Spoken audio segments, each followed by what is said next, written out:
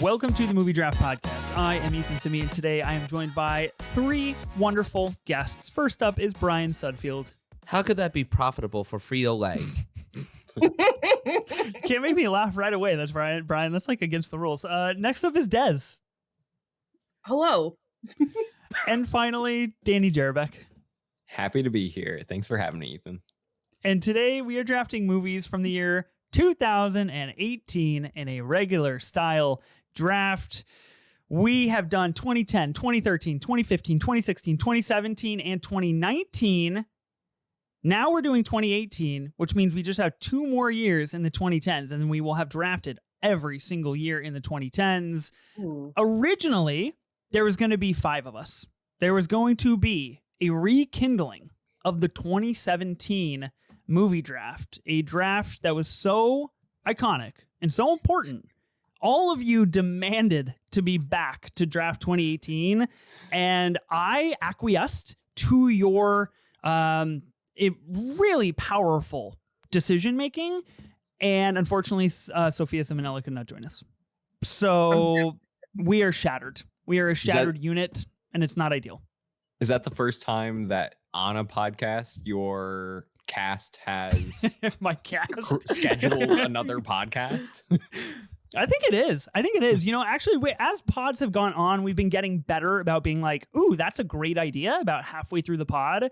And nobody has bullied me quite like you guys did into actually materializing that. Because I think sometimes we'll come up with great ideas and then I just won't remember them because we're frankly recording all over the place right now. We are recording episodes for different months on consecutive nights. Des, by the time that this episode comes out, we will have recorded an episode that's coming out in a month last night. So it's a real time warp situation. But Des, welcome to the pod. How are you? How are you feeling? We are drafting 2 nights in a row. Seeing you so much makes my stomach hurt, but I'm so happy to be here still. I am literally so prepared for this draft. I was on time, ready to go. I was here before everyone else. First in the recording studio for sure. Yeah, absolutely. And you know what? Am I a little afraid that once again I am outnumbered by men? Absolutely. It's a terrifying I'm going to predict it right now. Any context. Exactly. On that name wheel, my name will be drawn last. Again. And it won't be the misogyny wheel. But I'm happy to be here. I'm happy to be here. You guys are great. This is a great group. Yeah. I'm just so thrilled that you're so thrilled to be here. It sounds totally genuine and really honest, and I could not ask for more from you.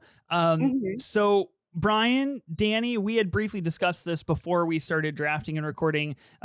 Des, you were like 12 minutes late to this recording. So, boys, we gonna penalize? Like, what are we doing here? You know, boys. Danny had talked about throwing out a penalty in Dez's direction. How are you feeling about that? I roll it back. I can't. Oh, wow. Weak. Des is too high on my favorite human beings list to even speak badly upon. Ethan, however, if Ethan was 12 minutes late, I would throw an absolute storm to get him. You would nuke me on the show. I would nuke him. So I'm sorry that I'm so likable. It's tough, yeah. Tough for me, honestly. Des competing for the best person on the planet. Truly.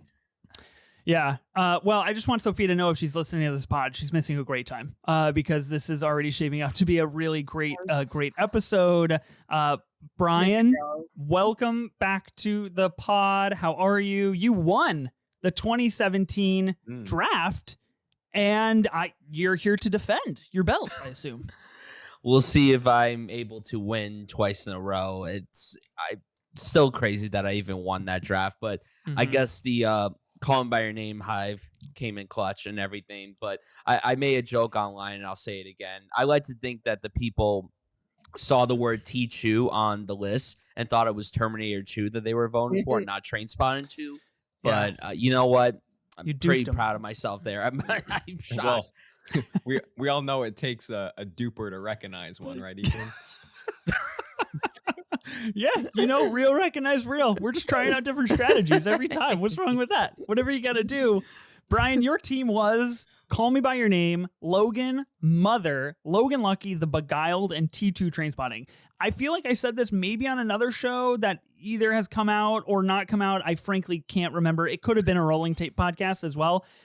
How the fuck did you win that draft? Like, no offense, but that's crazy Brother, I don't work know. that you won that draft. That's crazy. I legit thought I was gonna lose because I didn't have like Lady Bird or Danny had Phantom Lady Thread. Bird, The Florida Project, Raw, Columbus, Guardians of the Galaxy Volume 2, and the Best Picture winner that year, Shape of Water. Literally, I thought the team that had Lady Bird or Phantom Thread was going to win. I thought that was going to be. The way that you didn't name my list. What? No, I'm getting to it. I'm getting to it, Des. I'm getting to it. I promise. Everyone had really good lists on that draft, though. I'm getting to it. Danny actually amassed the least amount of votes in that entire draft, which is pretty wild. He had Lady Bird. I'm shocked. I will say, like, my list was very homogenous in the sense that it was all like A24 indie vibe. Yeah. Typical hipster Guardians of the Galaxy, though. Feels like his crowd, though. Like Ethan's demo.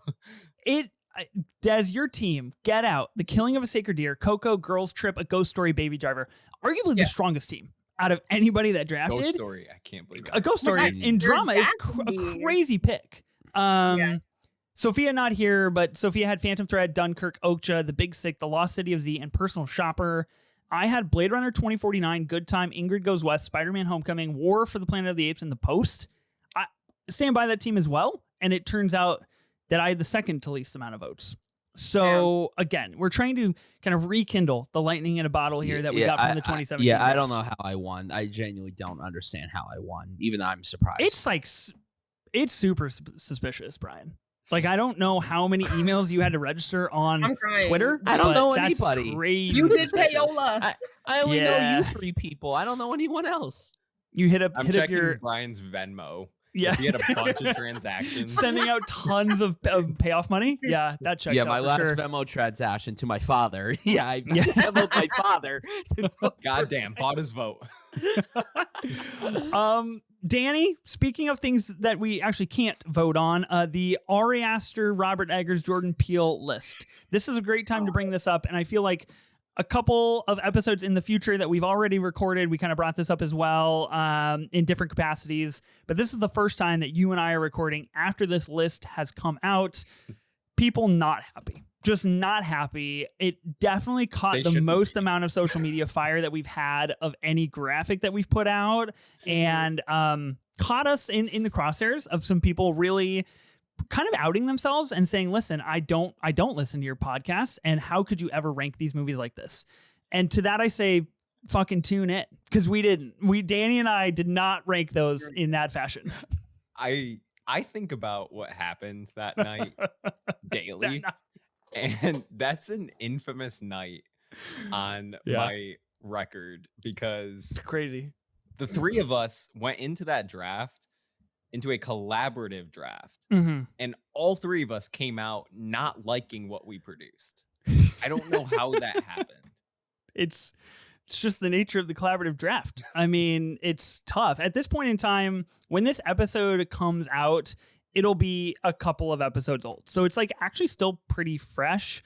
And yeah, we didn't want that at all. And that is really, really unfortunate.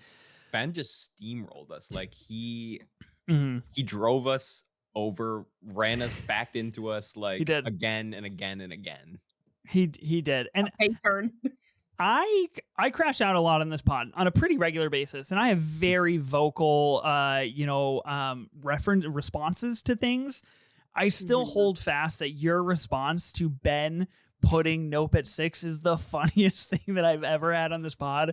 When you said that you were going to have an aneurysm, I almost pissed my pants. It was so funny. The thing is, I keep laughing at your response to it, because you were like, what do you mean, nope?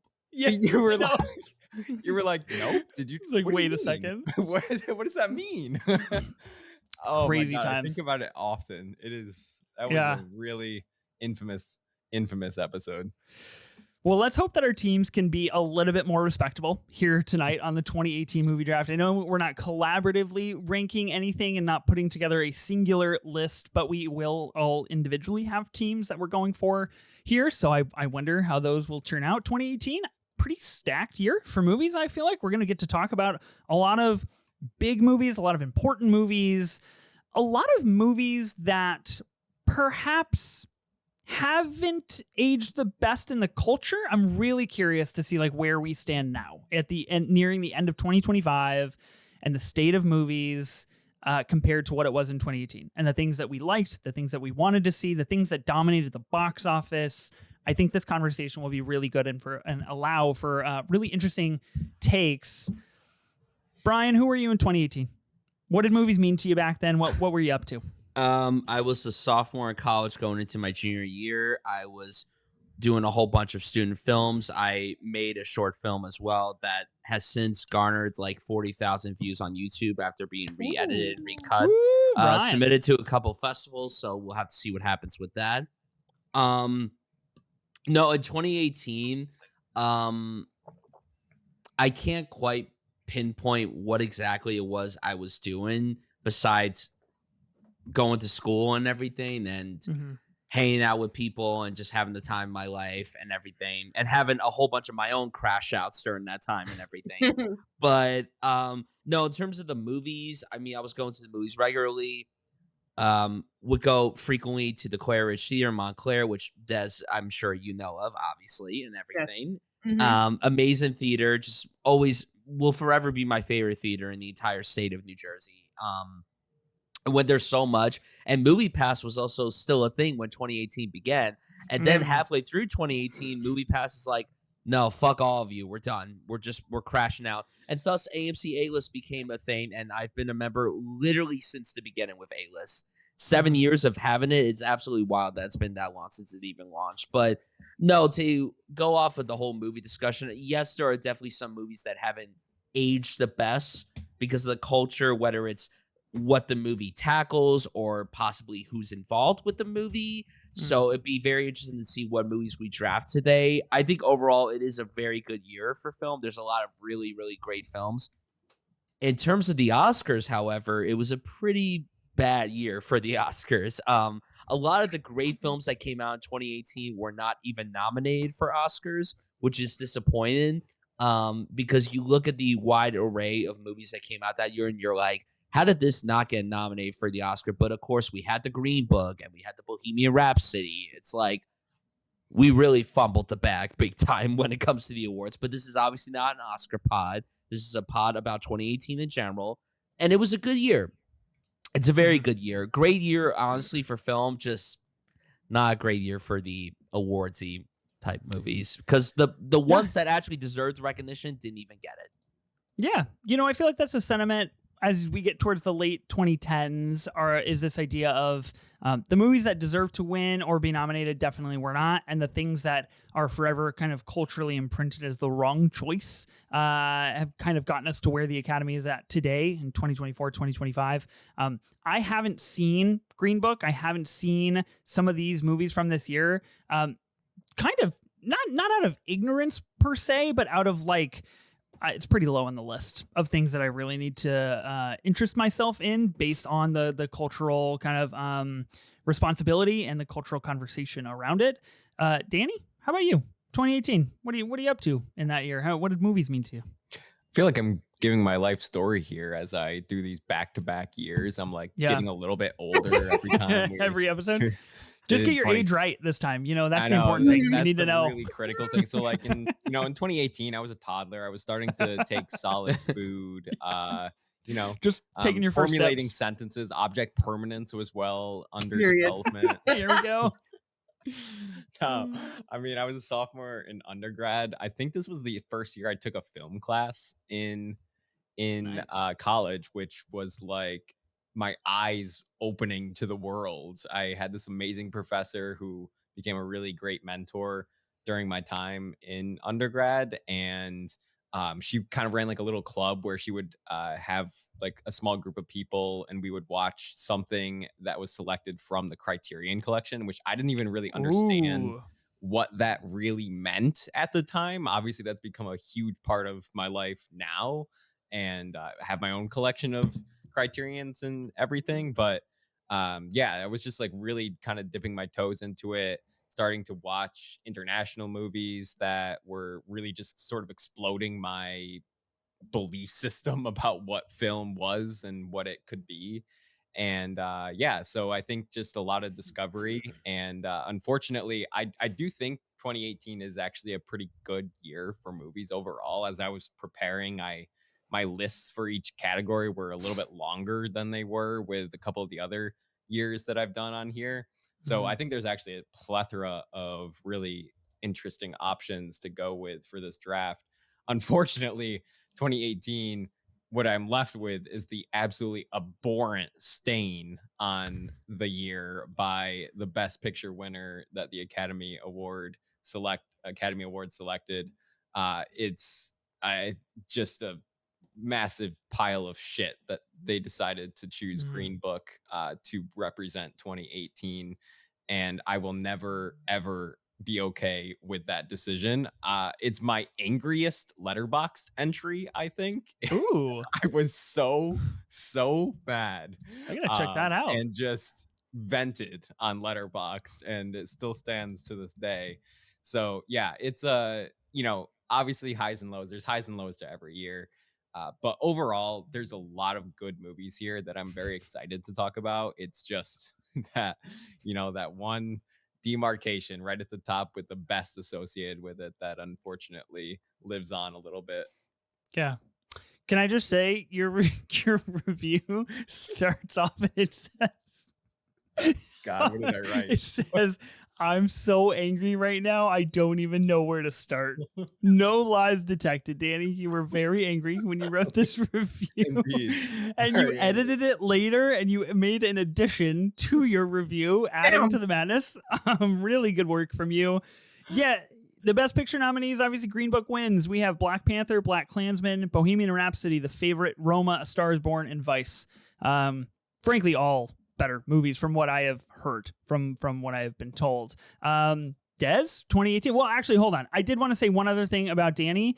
I think your joke about taking your first steps as an infant in 2018. It sounds like you took your first cinematic steps as a cinema infant in 2018, and I just felt like that was apt. Yeah. That's felt a like that really worked good out. Analogy. Yeah, pretty good stuff. Des, what about you? Were you a cinema infant in 2018, or who were you? No, I've been about that life. I'm fair. So, I was in my 4th year of college because I did 5. So I was in my 4th year of college in New Jersey. Of course, I have once again, vivid memories. AMC Market Fair. Shout out AMC Market Fair. Vivid memories of going to that movie theater. There were some big cinematic moments that year that had just the best theater experience that, make great memories. But yeah, I was about my movies in terms of like campus movies, because I feel like we've talked about that between like the other people. I remember very vividly going to my what was it called? Campus Movie Fest or something like that. Oh, and, yes. I love Campus Movie Fest. Yeah. And I would go see like the shorts that like my friends would make every year. Cool people. That sounds like a lot of fun. It sounds like a lot of cinematic fun for sure. Mm-hmm. In 2018, I was in the process of becoming a father, and so it was a pretty pivotal year. My first child, not an infant. You were in the process of raising an infant. This is true. Is Danny your son? No, not quite. I was raising my own infant at this time. So my daughter was born in June of 2018. So I was kind of busy taking a lot of pictures as I scroll through my photos here of my daughter. I attended the Bandito 21 Pilots World Tour. Danny, you see the Bandito tour? Of course I did. I was pretty banging. You look like you're a fan of 21 Pilots. What the fuck does that mean, Des? Ethan, we know what that means. You look like. And what if I told you that I'm humming Center Mass in my head as you speak? Not even gonna lie, you look like you love to rap car radio. I'm not even gonna lie. I know you love that song. Dear Ethan. That's crazy how well you know me, Des. It's crazy. People will soon find out in 4 short weeks how well you know me when you predict something that goes down on the pod on a forthcoming episode. I do like to rap to car radio. You are correct. I know you do. Yeah, so I was doing that. I was doing that life. So I wasn't really big into movies in 2018. I've kind of told the story before. 2019 is kind of like my cinematic origin year. But I feel like it was the first year where I kind of watched a lot of movies. I look back and I make my ranked lists on Letterboxd, and once I see like a year in that year, I don't really touch it. So I don't really add stuff to these anymore. And I'm looking back at 2018. I kind of use them as a time capsule. I saw 34 movies that released in 2018, which I feel like at the time was like, damn, I saw 34 movies that came out this year. And now I'm like, like bridging on like, damn, I only saw 100 new films. That's tough. So we just saw 34 movies in a week. Yeah, exactly. It just must be saw 34 movies in a week. So not the same. I was not the same back then. And I'm looking at my ranking and it's kind of all over the place. It's a little bit crazy. So it does make the drafting strategy a little bit more difficult. But we've talked about Best Picture nominees. We've talked about how this is arguably a pretty good movie year, I feel like. This is kind of the big buildup of the MCU. We got Black Panther, which was highly anticipated. We got Avengers Infinity War, also very highly anticipated. We got movies like Roma and First Man and Black Klansman and A Star is Born. We had a lot of good filmmakers making films in 2018. And I feel like we kind of find ourselves in a similar position in 2025 where we have a lot of really important filmmakers making movies, which is really exciting. So I think kind of tethers nicely to that. In regards to that, is there a first round pick? Is there a first movie that you have to pick out of this draft, in your opinion? I know what all of you want to pick first, so you better hope I don't. It's really rude. It's super condescending, but that's okay because it's not wrong. Ethan, Des takes one look at you and she's like, I know what movie you're picking, and I know you draft the car radio. I'm like, I get so like Professor Xavier around. Kind you. of, like, yeah, you kind of are. It's impossible to argue with her assessment, honestly. She's so spot on. Des, do you want me to tell you what I think? Or is it too early for that? No. Don't say the movie. I just want to get a pulse on if you all have a first pick in mind that you want. I don't. Like, there were other drafts that I've been on. I think the 2016 was a good example where it was like, yeah, whoever gets the number one pick, like, we know what you're picking, right? Mm-hmm. I don't have that for this year. So I'm honestly, like, my first pick is totally in the air for what spot I get. Okay. I feel like whoever does end up getting the true first pick of this draft, it's a lot of pressure and a lot of responsibility to like set the stage of what people are interested in. So I'm a little bit nervous, but we don't have to worry because we know Des will not get the first pick, and that's okay. Did anybody do any prep work for this draft? Anybody watch anything for the first time? Rewatch anything going into this? No, I'm still recovering from TIFF. I can't watch a single movie right now. Whoa, wait, are you movieless since TIFF, Brian? No, I've watched 2 movies since TIFF. One with Danny and then one with friend of the pod, Cameron. And actually 2, both of them with Cameron. But that's about it. Yep. Wow. Okay. Yeah. I've only gone to the theaters. I haven't watched anything at home since TIFF. Oh, that's pretty crazy because I've only watched things at home since TIFF. I've seen six movies since TIFF, which is and you guys have had more time back from TIFF than I have. I only got back 5 days ago. You guys got back what, a week ago? I also traveled as well after TIFF. So. Oh my God, are you guys? I also have kids, guys. So let's relax, okay? I'm the one that has kids and I'm watching movies. Mind you, 2.5 hour drug trip movies from PTA, but nonetheless, recording this before one battle after another. So I've been on my PTA journey as of late. So masterpiece. I didn't watch any 2018 movies to prepare for this. I feel like I'm well suited enough. I feel okay, and I feel like the movies will present themselves if they are to be on my team. Anything else that we need to talk about, like logistics wise, strategy wise, before we start drafting here? No. All good? Unless you guys all want to tell me what you're thinking for your first overall picks, that'd be really cool. I might not know what your first overall pick is going to be, but I know what your most desired picks are going to be. Okay. Okay. Interesting. Did you do letterbox digging, or are you feeling out the vibe? No, I just know all of you. Okay. I feel like once she was like, you look like you listen to 21 Pilots. I feel like my soul like opened up its doors, and it's like, here's who I am. You know everything about me. Really got you. It really did. It's so personal. Holy cow! Car Radio meant a lot to me in 2018. It really did. It really did. It did, because Trench was a new era, and we were all mourning what was happening with 21 Pilots at the time. Oh goodness. With that in mind, though, Des, you talk about movies that you think people want versus maybe what they do actually want.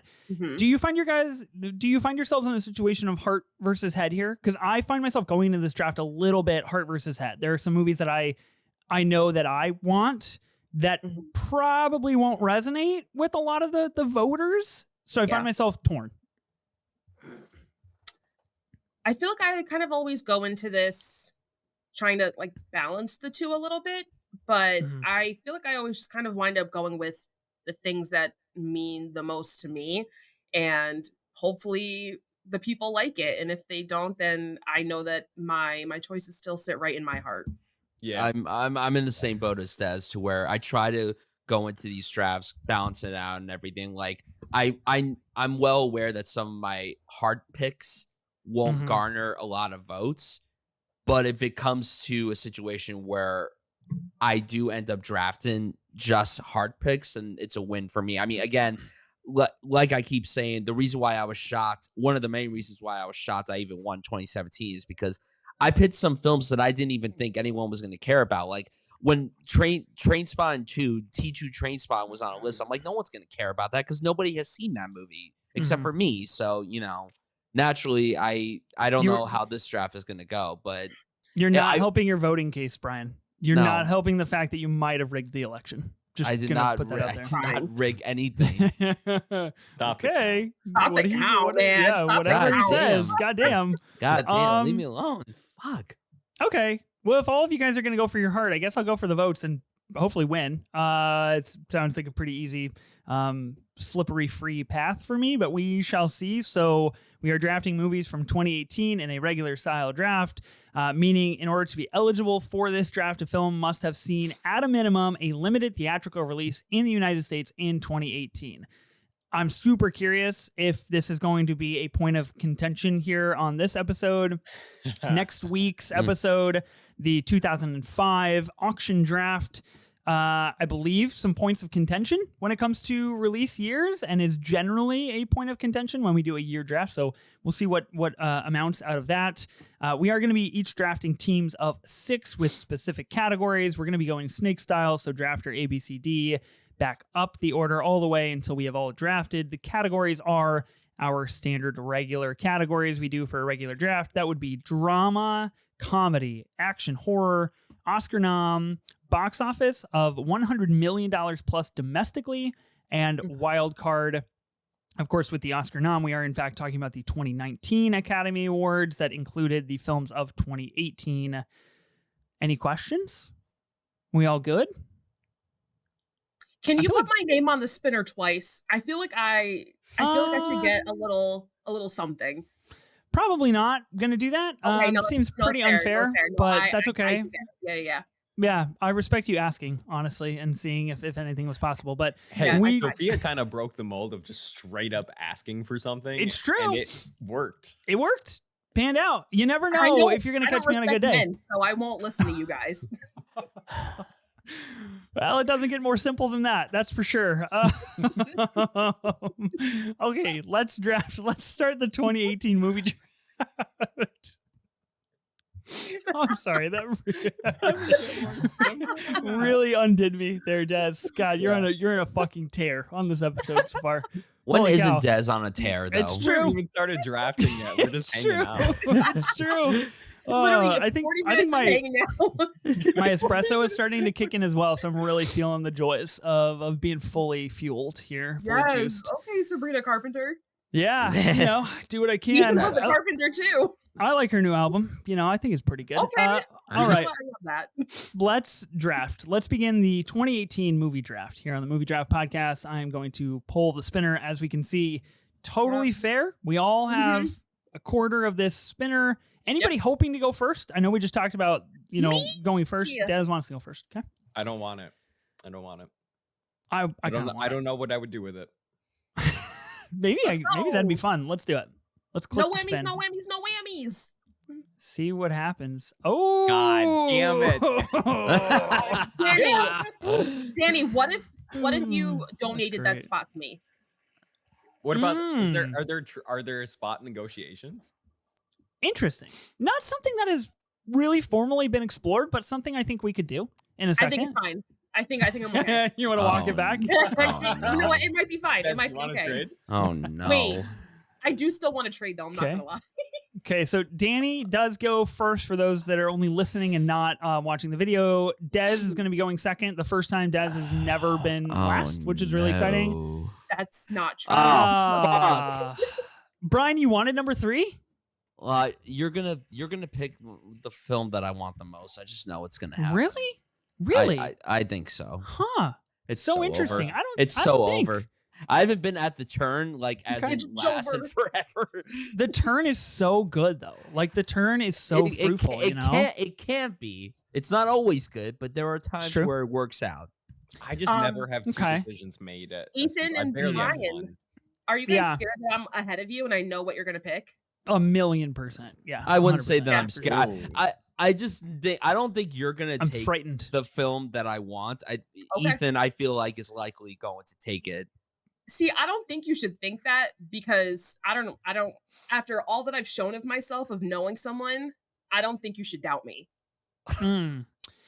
That is the one. I just don't know how passionate you are about this particular film. I don't know where you I like stand on doing it. Can you give us a I like hint, doing Brian? things for the No, bit. I will not. I refuse to give No in hints. and answer your questions. Huh.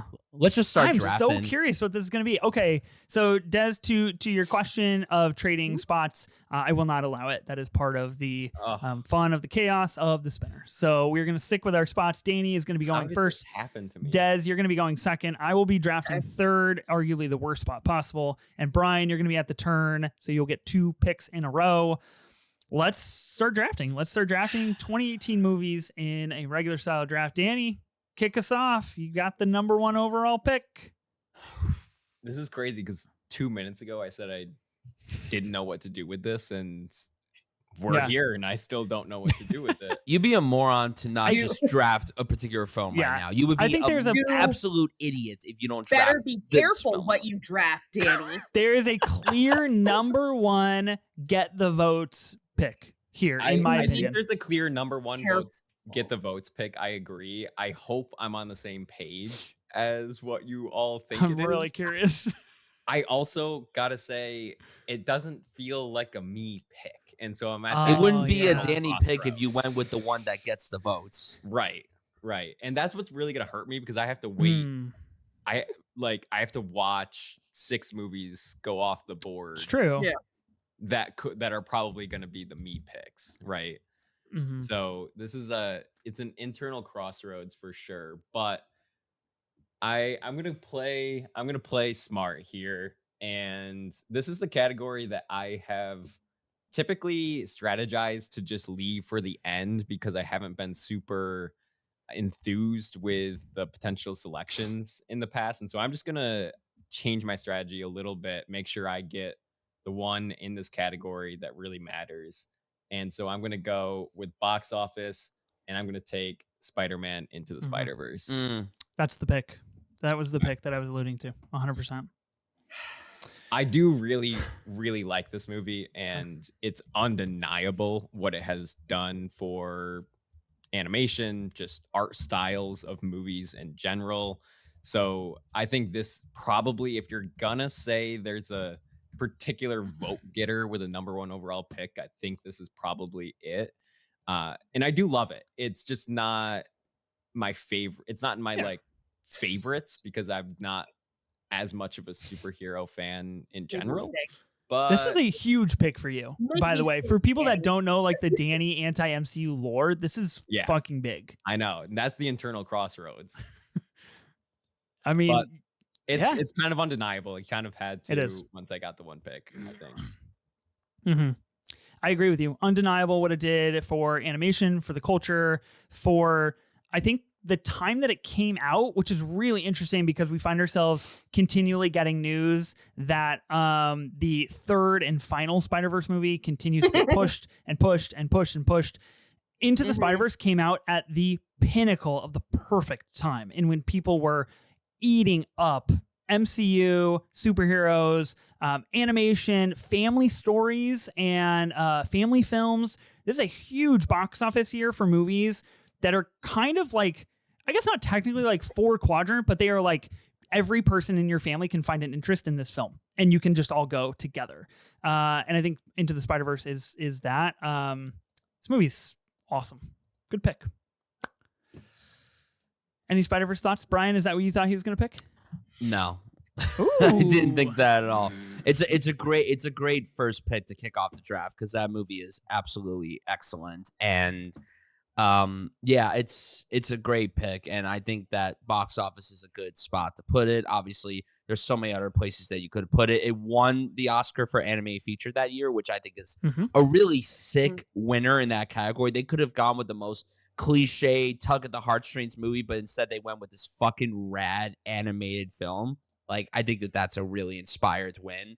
But and you bringing up the fact that the sequel keeps getting delayed and delayed just makes me so sad and everything, because I refuse to believe that it's been 2 years since Across the Spider-Verse, and we're gonna have to wait at least 2 more years for Beyond the Spider-Verse to see how the story wraps up and everything. So yeah, great pick. At time of recording, the dated release for Spider-Man Beyond the Spider-Verse is June 25th, 2027. So we are looking at about 21 months from now, which is already pretty brutal considering it has been 2 years since Across the Spider-Verse. So, okay. Yeah, it ended on the biggest fucking cliffhanger ever. Yeah, I'm famously a little colder on Across the Spider-Verse than most people. Interesting. And that is kind of one of the reasons. But Des, you have your pick. So you find yourself at, I would assume, a similar crossroad to Danny. Do you take the movie you want, or do you try to fuck me or Brian? That's the real question. I think I might have to, just because I'm mad that Danny took Spider-Verse. Damn it, Danny. You blew it. Furious. I'm shaking right now that I did not get Spider-Verse. Oh, no. I knew I had a duty and a responsibility with the 1 pick. If I wanted to not have the option to take it. I wanted something else. I just feel like there were so many. You could have gone with anything else. Like, there were so many things that were above that made more money for box office, you know? Yeah, I find it interesting you took it in box office and not Oscar nom. You didn't take it in Oscar nom, which was interesting to me. I just think the pool for box office is just so IP driven that if you can find something that, not that this isn't IP, but if you can find something that has like a spark of originality in the box office category, it does a lot for you. Like you did, Rogue One, which was still IP, but I think it is like an echelon above the general consensus on like the big box office getters. Yeah. So you were not. So it was a very close pick between like Across the Spider-Verse and then Hotel Transylvania 3, Summer Vacation. That was like the number 2. Not too much. I like movies. I like them. My kids are obsessed with Hotel Transylvania. I do not understand it. I don't get it at all. I get them. I did have a passing thought, Ethan, of like, what if I went on here and just went unhinged? Drafted dog shit. All 6 movies. You know what? Nobody has done that yet. Surprisingly enough, we're almost 100 episodes into this pod, and nobody has taken the approach of like, I'm just going to draft absolute ass. Like, it's just going to be all bad. Like, nobody has done that yet, and I would be really curious to see that happen. I think that would be really funny. But in a row where I've seen a 50 Shades movie on the box office list too, and I'm like, what if I just did it? if that happens, if you or another person out there listening that is a guest on this show at some point in time, if you consider doing that, the only stipulation is you have to keep the bit. So you have to like, basically you have to draft like, 50 Shades Freed and be like, no guys, this is actually the movie I wanted. This is shaping up perfectly for me. That's the only thing. I have a good year for that one. I would draft absolute dog shit. Okay, well, Des, it is your turn. Hopefully you're not going to draft dog shit, but yet to be known. Let's see what happens. Well, if your favorite movies are dog shit, I think that says more about you than it does me if I want to draft what you want. But it'll be on your team. So maybe I'm playing the long con here,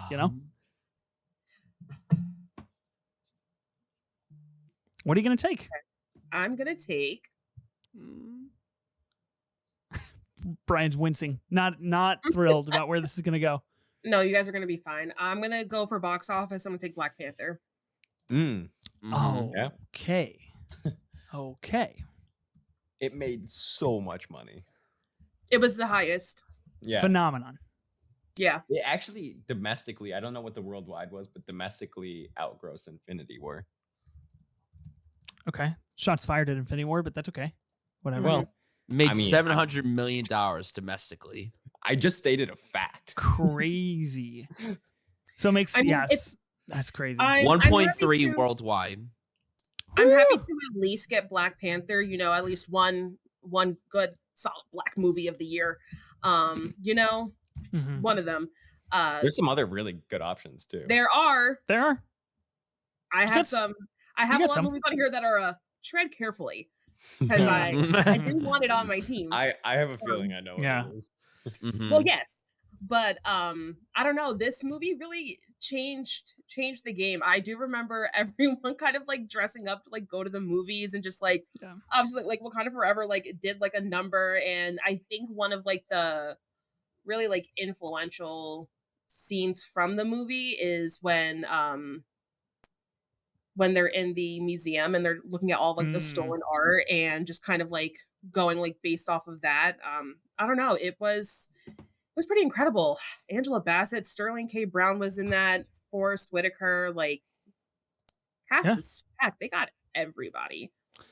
Nominated for Best Picture. It wins the Academy Award for Best Original Score. Ludwig Göransson, of course. Nominated for Best Original Song.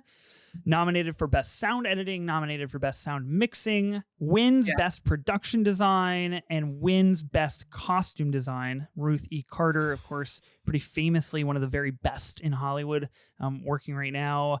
Huge movie, massive phenomenon, obviously. Chadwick Boseman really, I think, launches him into the stratosphere of movie stars at that point in time. And obviously, how can I forget the soundtrack? Oh my god, Lights Out, Kendrick, for that. I felt like there's just I said to one of like my friends, I was like, if I had a nickel for every time Kendrick Lamar had a end credit song to an MCU movie that made me cry, I'd have 2 nickels. Because there was also the song with him and Alicia Keys for Amazing Spider-Man 2. But like the soundtrack is killer. Like I listened to it just like a regular everyday album. You know what I mean? It was for the culture. Really good. I have Black Panther ranked as my 7th favorite MCU movie out of 37. So it's up there. What's your number 1? Really like it. The Marvels? No, but my number 5 is Eternals, which I feel like is a fair comp to those of you that just want to go down that route.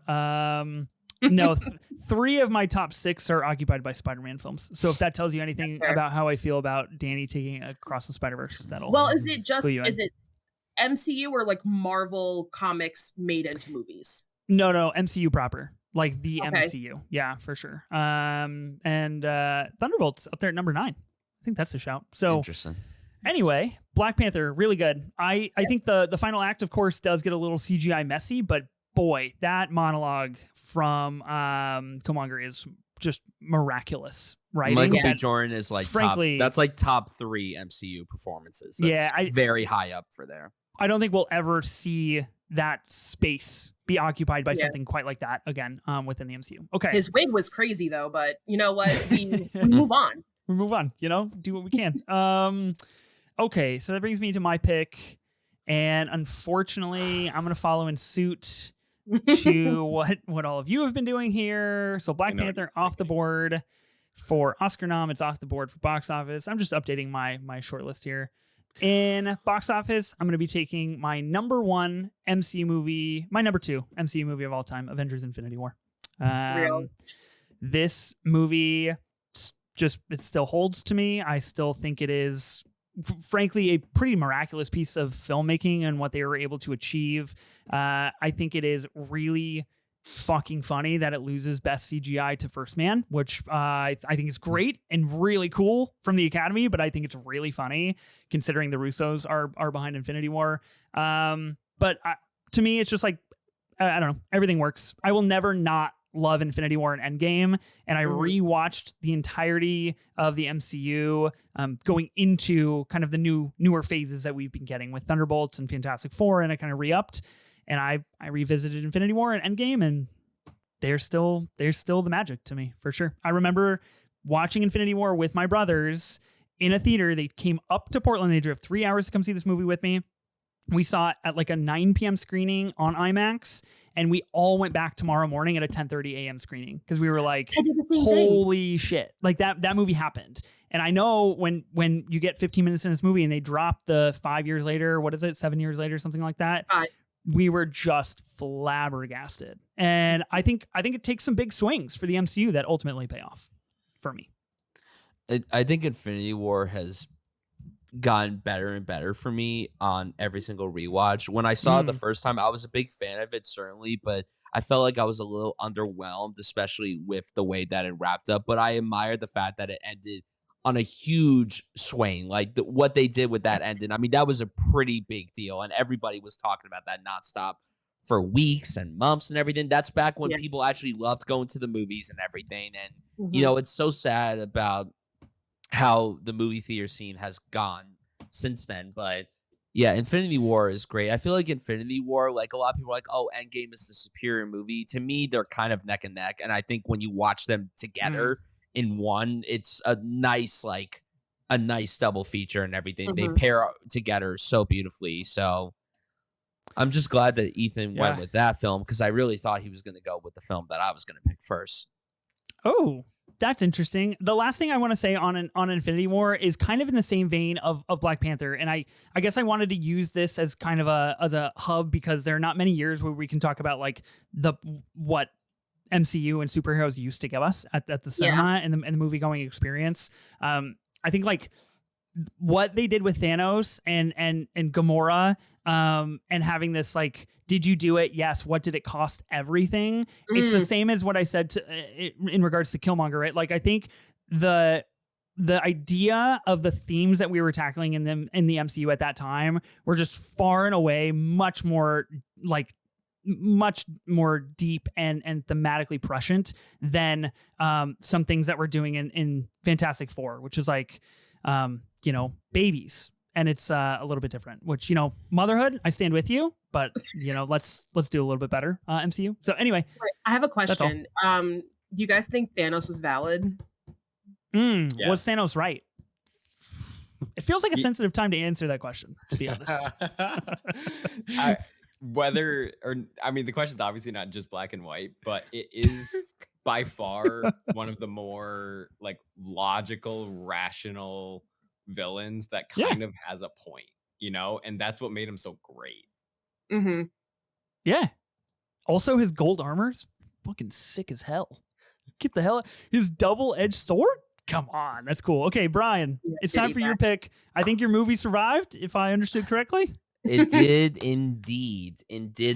So the last time I was on one of these year drafts, 2017, my first pick was my favorite film of that year, and I'm so glad that I got that. And I'm going to be doing that again. I know that this is a favorite amongst the cinephiles. I know that whenever you ask people to name maybe 10 2018 films that they love, this does frequently come up as one of the strongest of that year.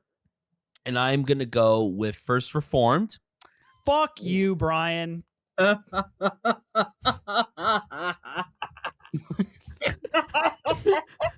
I was waiting for that. I was hoping for a bigger crash out, but No. fuck you, Brian was Doesn't all I asked for. Doesn't deserve it. I love when Ethan goes, God damn it. Once again, can you clip that next to each other? Not tonight. He has such an identifiable God damn it. It's like, what category are you taking this in, Brian?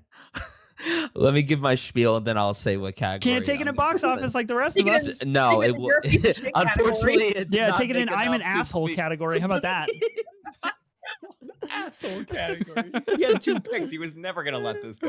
You had to take it. You had to take it at 3. 5-star masterpiece of a film. God damn it. Oh my god. Sucks. not even like your second choice for your turn. Like it was the first one. Yeah, he did. Bro, I saw a picture of Thanos and I was like, that's my boy. He's got to be on my team. I got, come on. Tough. Well, you got Thanos on your team and I got Ethan Hawke on mine, so I'm pretty proud of myself there. No, this film legit is one of the best films of the last 10 years, in my opinion. And the emptiness that I felt when I walked out of the movie, I didn't even know how to properly emote after I watched this movie. I sat there in pure silence. And my favorite thing was it was at the Montclair Film Festival and Paul Schrader was there doing a post-movie conversation and everything. And he literally asked, how many of you understood this movie? Half of the audience raised their hand. He's like, I don't think I understood it either. And you know what, though? When you think about it, it's a movie that does pose a lot of questions about your beliefs in religion, but also beliefs in yourself and humanity as a whole.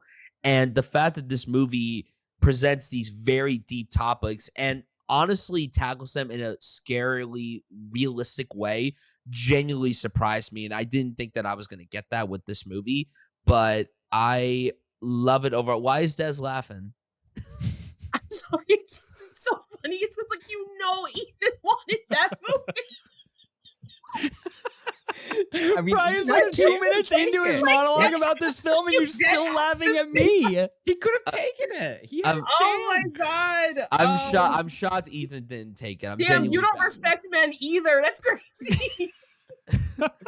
I now lost my train of thought of what I was going to say. But I have no sympathy for Ethan. He had the number 3 pick if he wanted. Crazy. He could have easily taken it because I knew Danny was not going to take it. I knew Danny was going to take it. And I didn't know Des was going to take it because, again, I don't know where Des stands on this movie. If I took First Reformed, would you have taken Infinity War, Brian? What happened? If I took First Reformed, would you have taken Infinity War with either of your picks? Maybe down the road if it hadn't been taken. That sucks. Does it matter? Idiot alert over here. Right Idiot. Oh. Anyways, as I was saying, this film is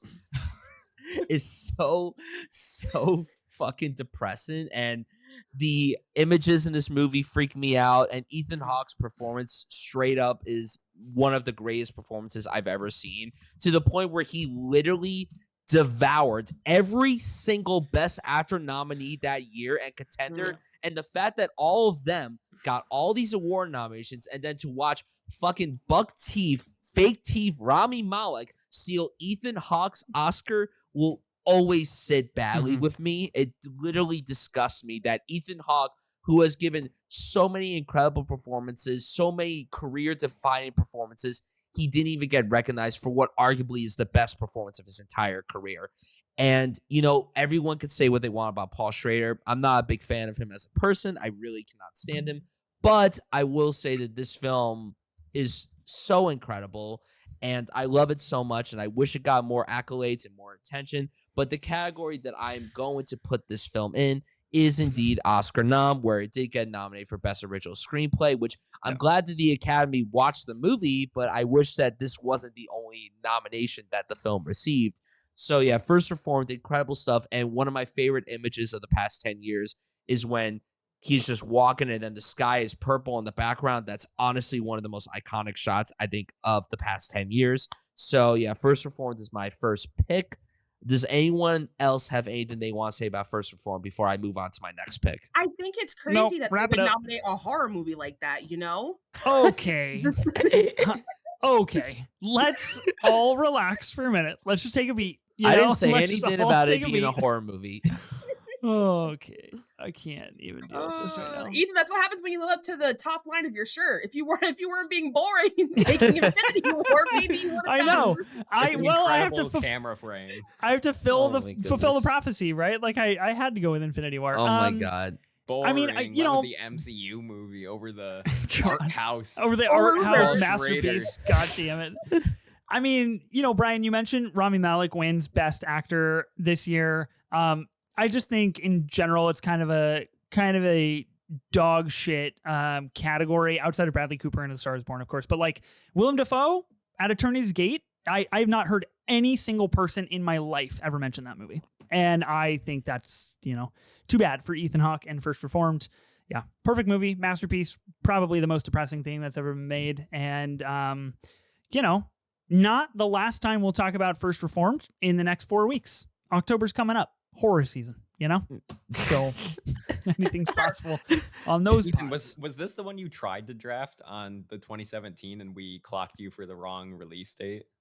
Mm-hmm. Yes, that might have happened. So this was your prevailing reason for continuing the saga with this group, was this movie that you didn't draft? According to Ethan, we begged and pleaded for it. So what if I said and he quote acquiesced?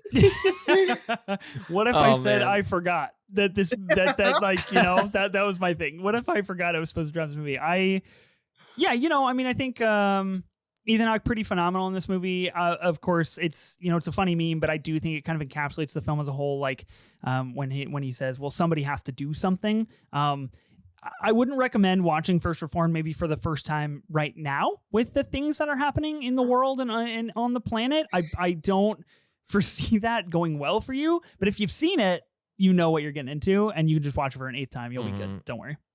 Amanda Seyfried. I'm looking it up right now. Really good. You've never seen First Reformed? You know this because I tell you this every time. I'm like, that movie sucks. I've never seen it. And I know that Danny hasn't seen. Wait, who sucks? What? Who sucks?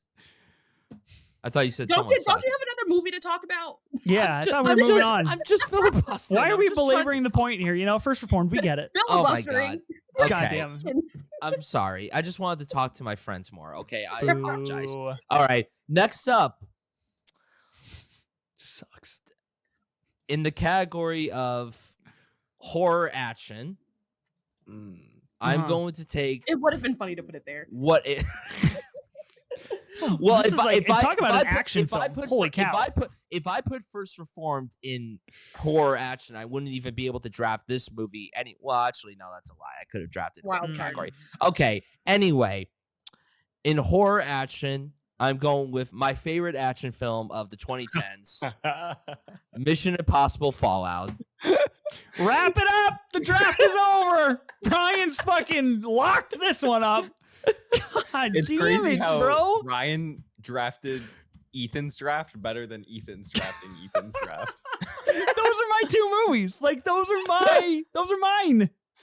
Then why didn't you take one of them? They're actually not your movies. They're actually Brian's. So. Yeah, they're mine now, buddy. Guys, okay. Mission Impossible, one of the greatest franchises ever. This to me will forever stand as the best one in the series. At this point, this series was already on such a high and everything with the 3rd one and Ghost Protocol and Rogue Nation. But this, I really do think, is the high point of the series, to where this film beautifully is able to balance incredible action set pieces, but also a very exhilarating story at the forefront.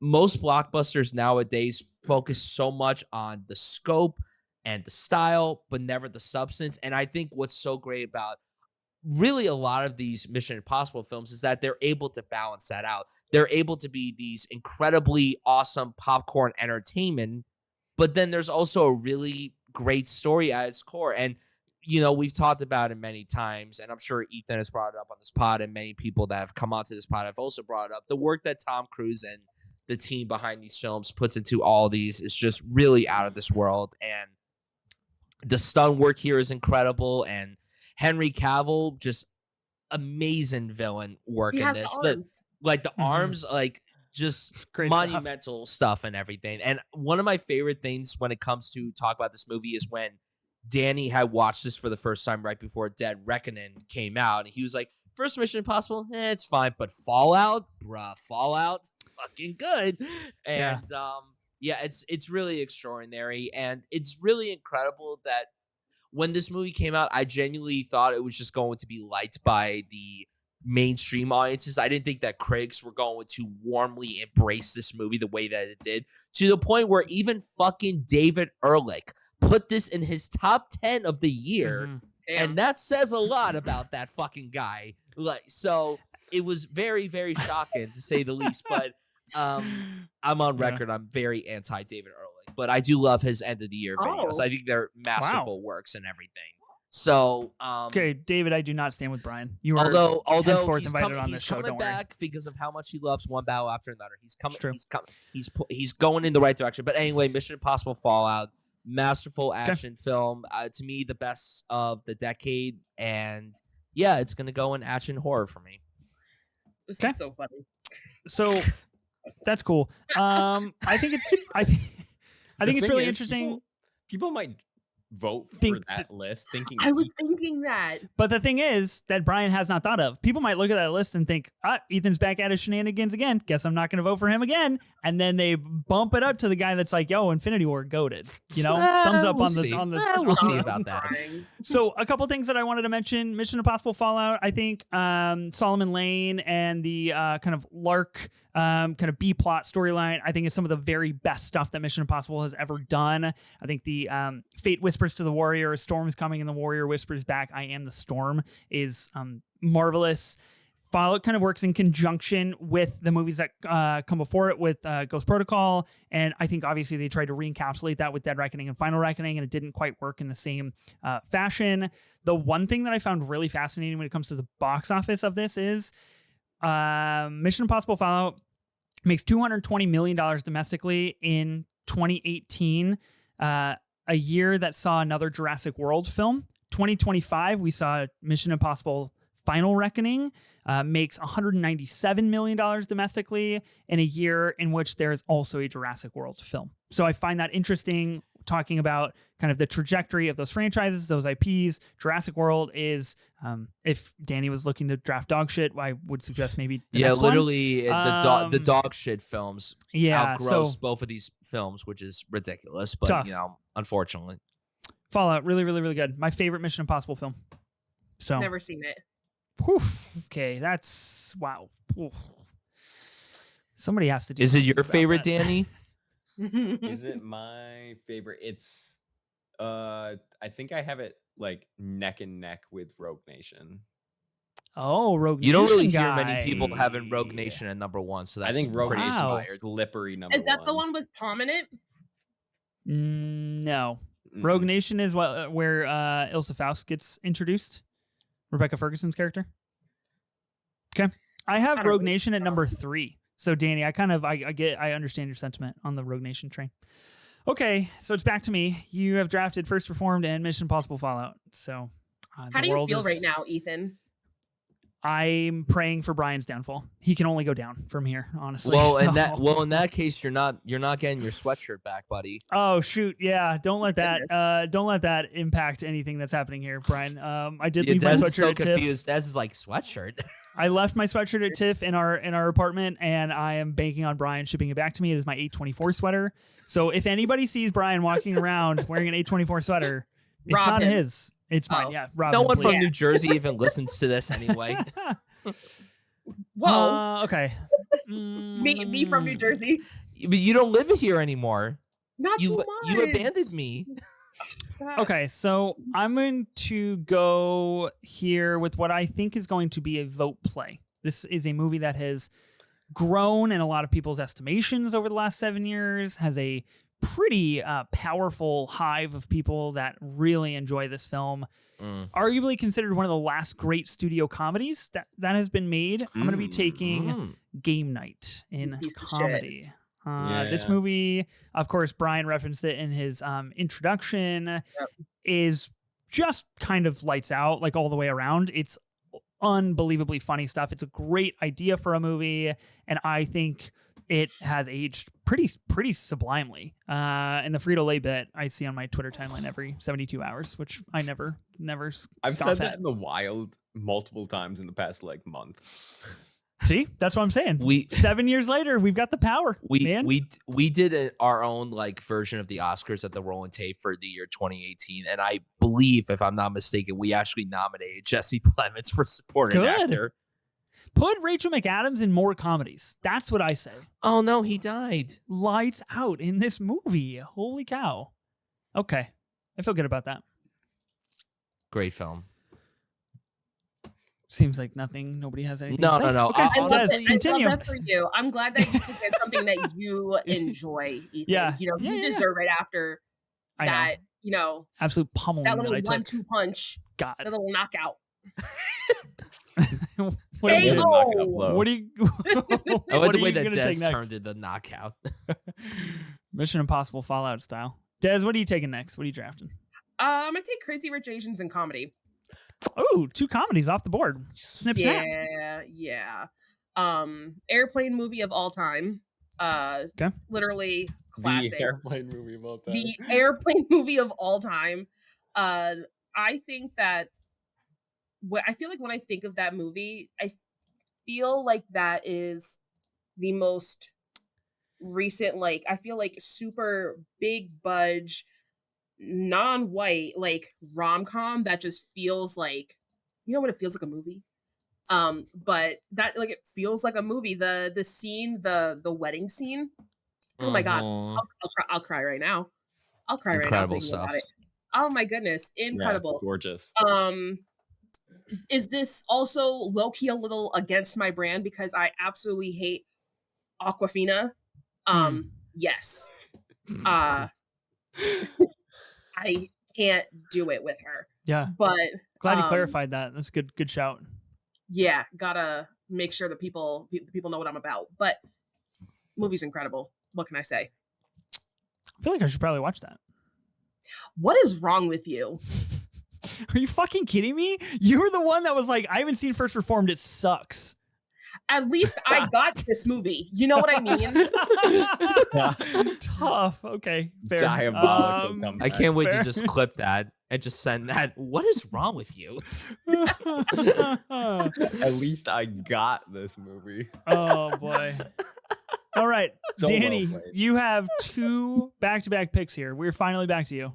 6 movies later. Wow. I actually will say I'm really happy I took Spider-Verse because the films I was considering in my first round are still available. Still here. Yeah. Still Figured here. that's so on brand for you, I have Danny. an idea.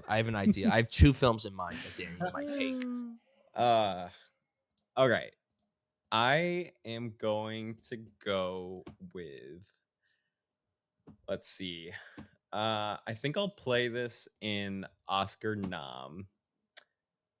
Venom was not Oscar nominated, by the way. So just go down the correct path. I'm scrolling through Hotel Transylvania 3. What are they nominated Come for? on, 50 Shades Free is right there. You should go Let's all superheroes, dude. You could go all superhero movies. It would be the most elite thing you could do. Ant-Man and the Wasp. Come on, Danny. Ant-Man and the Wasp. You know what would be really crazy? You should I have this movie, I feel like, to really round out your list that is barely even started yet. You should take Mamma Mia too. Oh, I had a feeling Ethan was going to play that as a wild card. Yeah. I don't like Mamma Mia too. I don't know why you're talking, Des. It's not your turn to draft. Like, I don't know how to put it more simply. When you watch this back, I really want you to just look at the way that you paused after I said Mamma Mia too. You said, did you We clock all me? Yeah, know I he tried was not gonna to be take noticeable.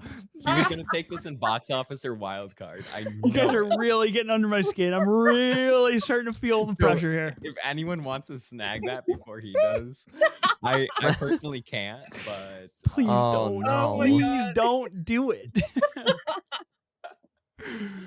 I am going to stay with the trend of taking superheroes, and I'm going to go with the superhero-dom of Barry Jenkins, If Beale Street Could Talk. Oh, I had a feeling you draft this movie, which I think is a great pick.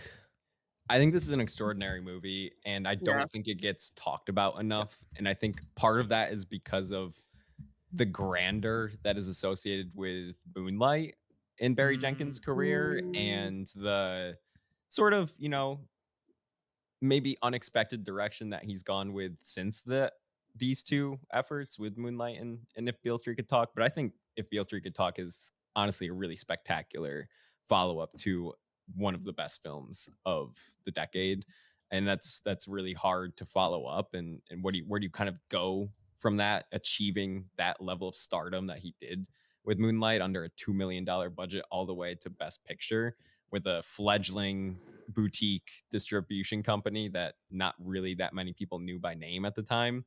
And then he translates that into what I think is an extraordinarily personal and just gorgeously shot and performed film. And I think that's really cool that he made a film like this with the cachet that he had after winning Best Picture. So I feel really good about this. This was a film I really, really wanted. And it was one of the things where I was like, I don't know if like the general consensus is a first round pick, but after I got the first overall pick, I didn't think it would get back to me. So I feel really good about that. You're a big Mufasa guy, right? You're pretty pro on what Barry Jenkins has gone on to do since this. Mufasa was really Danny's favorite movie of last year. Exactly what he's doing. He is trying to blemish what is an extraordinary film by talking only about Mufasa in his follow-up. I watched If Beale Street Could Talk far too early in my filmography journey, and I definitely need to rewatch it. I know it's much better than what I have rated on Letterboxd and the memories I have Nicholas of it. Britell score, one of the best. God. Like, genius. Wow, Finn Wittrock in this movie? Whoa. Dave Franco. Dang. Coleman Domingo? Stacked. Ryan Tyree. Dominique Thorne? Amazing role in this movie. Regina King Shout out in an Oscar-winning role. Let's go. That's crazy. Nice. Good pick. You have another one, though. I do have another one. Oh, okay. I'm very torn between two to fill out my to go into the genre categories here. I have a personal pick that I almost feel a little bit indebted to take because of the conversation from 2017. And I don't know if it'll come back around, but is it the movie I think? Do it. I'm going for it. I'm going with Paddington 2. Oh my God. Oh, yeah. I have to. It's just a masterpiece. The Paddington movies in general. I have my little Paddington stuffed animal that I carried around all TIFF. I brought it into work. It's at my desk at work, and I forgot to bring it home today. But he sits with me every day now. So thank you. Shout out Nandita for that one. Really appreciate that. So what category are you taking this in? I'm gonna play this in comedy. In comedy. Okay. So for those that have not listened to the 2017 draft, I urge you to go back. But of course, much like First Reformed, this was a movie that was shot down because although Letterboxd does say 2017, Paddington 2 did release in January of 2018 in the United States. So eligible for this draft. That's correct. Danny, I hope you know that I'm ordering an Etsy witch curse on you. Because I'm sick of your shit. I just saw Dez's smile fade away so fucking fast as soon as you said Paddington 2. Like, make me. I don't think I've seen Dez quite like this. Like you're kind of locked in right now. You're kind of mad. She's locked in. Locked in. For sure. I'm irritated. Irritated. Okay. Well, Paddington 2 is on Danny's team under comedy. Dez, you have a pick. Can't be Paddington 2. I know it can't be. I kind of want to take You Were Never Really Here, but oh shoot! With not too much. Not too much. Now it's not too much, huh? Now it's not too much. It wasn't too much when you just picked those other movies that I really wanted. In a year in which we are getting another Lynn Ramsey film, seems timely. I'm literally shocked that Mr. You Were Never Really Here didn't pick You Were Never Really Here. Okay. Oh yeah. Now, how's it feel, Danny? How's it feel to have people attack you for not taking a movie that you should have? Not fun, huh? Listen. You Were Never Really Here is a 5-star masterpiece. I don't think it's a vote getter, and I have to play the game a little bit. Oh, sure. Okay. Wow. Acquiesces to the people. Interesting. Tough. Okay. I'm going to go Oscar, and I'm going to go Black Klansman. Oh, dang. Okay. Oh, Ethan, you typed it right. Impressive. Did you doubt me, Danny? I did. I thought you were going to go all lowercase. I thought you were going to go all lowercase. No, I gave the correct case, the uppercase. I know Black Klansman. This is a great film. Really just a sublime pick from Des here. Thank you. Pretty crazy how this was Spike Lee's first Oscar win. Pretty wild that this was the first win for him. I think we need to get John David Washington in more movies. That's ultimately the takeaway here. Do we though? Oh, wow. Whoa. Not high. Really? Oh, I remember Danny told me this when we did our 2018. I think why are you guys out on JD Dub? Way more underwhelming Nepo Babies. Yeah, like it's kind of low key. Like your dad is Denzel, and that's how you act. Like literally, like that's how you act. I'm like, Des, I am so happy you're saying this. Like, I have felt this for a long Malcolm time. and Marie, you're joking. Malcolm and Marie. Okay, no, don't put that on him. Don't put that on him. That is a Sam Levinson problem and a Netflix problem. Okay, that is not a John David Washington problem. Zendaya was fine. I'm not ready to have this conversation. I am, and I'm with Des. Oh, cool. The creator? Amsterdam. I was literally just trying to praise Black Klansman as like a great movie, and you guys are like, nah, none of these people should act anymore. That's what I heard. No, like Adam Driver. You know, what was that line that he said in Marriage Story? Every day I wake up and I wish that you were dead. Silly guy. Silly guy. Yeah. Oh wow. Produced by Jason Blum, Jordan Peele, Spike Lee. Solid flick. Really cool movie. Topher Grace as David Duke is one of the most wild castings I think ever. Yeah. That like I can't. I'm sorry. Whenever I watch him in anything, I just think of him in That 70s Show. I just can't think of him in anything else. I mean Venom as well, but it's just like I don't know if I buy him as David Duke. He's number one hater ever. What do you mean you go to church to pray to God to kill the guy that you hate because you hate him so bad? You don't go to church before you hop on the draft and you're just like, God, I pray that Ethan fails at the draft. That's what I feel like you do. God lives within me. Everywhere. Will God forgive us? Will God forgive us? There you go. Great question. Question of the episode. Okay, Black Klansman off the board. Great movie. Yeah. I am going to go in Oscar nom. I feel like it's getting a little thin. A little thin on the board for Oscar nom. Oh, is it for real? Mm-hmm. Oh, wow. Yeah, everybody else has taken Oscar nom. Well, that's interesting. Well, where else could this movie apply? Hold on a second here. Yeah, you got to do the mental math on. Yeah, we got to do a little bit of math. Available. Yeah, where else can Ethan put Beautiful Boy? Maybe drama. Okay.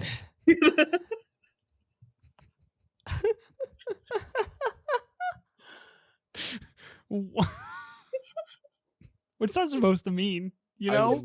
God, you fucking... I love the read. You kick a guy for loving a movie. It's not the movie that I'm thinking about, by the way. Okay.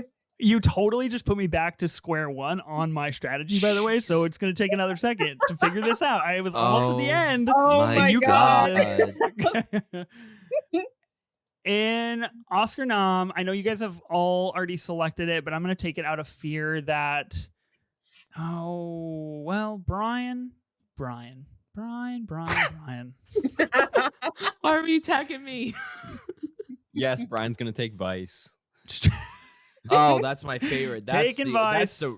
That's huge the real Vice head winner over here. of 2018. Yeah, the real winner of the century. Just want to point that out. No, I gotta do a quick little scrub. Oh my, little scrub. I just gotta try and get your feelings on a movie, and I don't know if you've logged it or not. Oh shit! You gave this movie a heart on Letterboxd. Okay, I gotta snag it now. Goddamn! I've never seen mid-90s, so. Why are you the way that you are? Why are you this way? Gave this movie looks like you could have been in mid-90s. That's a compliment. Thank you, sir. In Oscar nom, I will be. In Oscar nom, I will be taking the Bradley Cooper Helm to Stars Born. I really like this movie. I think it's important to have Bradley Cooper on my team, and that's my boy. That's my Coops. How far has that gotten you in the past? We've had spurts going around lap 1, but never quite managed to quite finish. So hasn't gotten me far. He won a Super Bowl. He won a Super Bowl this year. I feel like one day this will pay off. People will say his team won the Super Bowl. That's incredibly funny. That was unbelievably funny. That was so fucking hilarious. He plays football. Thank you. If he's gonna win, get it. If he's ever gonna win an Academy Award, it would transpire in the year in which he has a new film releasing in which the Eagles have won a Super Bowl. So, yeah, I'm gonna take A Star Is Born. I stand by this. I think it's really, really great. I think the soundtrack is pretty phenomenal. Yeah. I think it's like an all-time, like just sad last 20 minutes movie. And I had never seen any of the other editions. So going into this, I had no clue where the story was gonna go, and I frankly think it's a little unfortunate that Lady Gaga was so good in this movie that she then went on to be part of projects that were bungled in pretty much any way, shape, and form. So that sucks. But I really like this movie.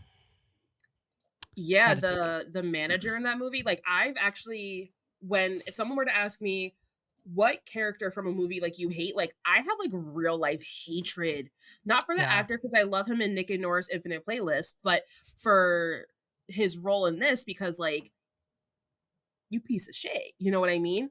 But like shout out Ali Main, music is fire. It's good. It was nominated for Best Original Song. I think it won. It won. Didn't it win?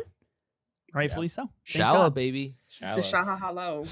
This is, I mean, this is the inception. This is the inception of the entire kind of, storyline of the Academy Hates Bradley Cooper. So I feel like it is my duty to represent that here. What did he do? Just tried too hard, you know? He just tried to do what Timothy Chalamet literally got up there and was like, I want to be one of the fucking greats. And people are like, yes. And then Bradley Cooper goes on a podcast and is like, I would like to win an Academy Award. And people are like, whoa, slow the fuck down, Bradley. He's too grown. He's too grown to be saying stuff like that. He's too grown. Yeah. You can't. Hard disagree. Oh, absolutely hard disagree. I think that's a terrible take. You're telling me guys that are in their 50s can't be like, I also want to be great? No, you're done. So we're preaching once you reach 24, you're cooked. You're over.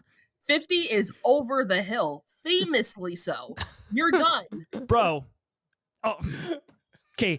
Are we not like 3 years removed from giving Judd Hirsch an Academy Award? Guy's fucking 90 years old. Exactly. Why did we do that? Who is he? So it's like, what are you talking about? What the fuck are you talking about? Exactly. You're asking important questions. Who we have given it to? Who is that? Oh my god. We have to stop this. We have to proceed. We have to keep going. Oh my god. I feel like I strained a muscle in my neck. Ethan, turn that fan on a little higher. That's the funniest thing you could have ever said. You said it to me 3 times this episode alone. Oh my god. I just want to let you know, you are lights out, undeniable pitching power right now. Okay. I'm obsessed with you. Oh my god, thank you. Who is that? Why are we giving him an award? Sassy black friend in a movie that just says all like the quirky jokes. He didn't even win. No, but actually, who is this? Can you spell the name for me? For his 11 minutes of screen time. Deserved. Deserved. Dude, okay. Honestly, I thought it was so deserved. I thought it was way more interesting than Paul Dano, and he's the only thing that kept me interested in that movie at times. Thank you. Okay, well, that's Fableman Slender, nonetheless. I was shocked when you said thank you. I was like, you know what you I just take it back. responded to? I rescind. Brian, you have 2 picks. Oh my god. We are here to draft after all. Okay. The next Crazy. category that I'm gonna be doing is comedy, and I'm gonna go with Yorgos Lanthimos as the favorite for comedy. Okay. Yeah, I wanted that. This is, no pun intended, this is my favorite film that he's put out. And admittedly, before this movie came out, I was very anti-Yorgos Lanthimos. I wasn't really that big of a fan of anything that he put out. So I went into this film literally ready to hate it. I'm like, I love all these actors, but goddamn, Yorgos Lanthimos being behind it is a big hard pass for me. And I went to the only showing that I could find. This was at 10:30 at night at the AMC Garden State 16.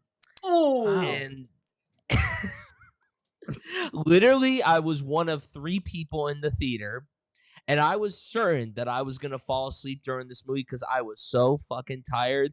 But I stayed awake the entire time because I was laughing my ass off. I had the absolute best time watching this, and I've never walked out of a movie in my life, and maybe since then even, this surprised by how much I love the movie. Olivia Colman is a fucking beast in this movie. Every single thing that she does with her face, with her dialogue, with her movements is absolutely god tier, to where this is, in my opinion, one of the greatest Best Actress wins of all time.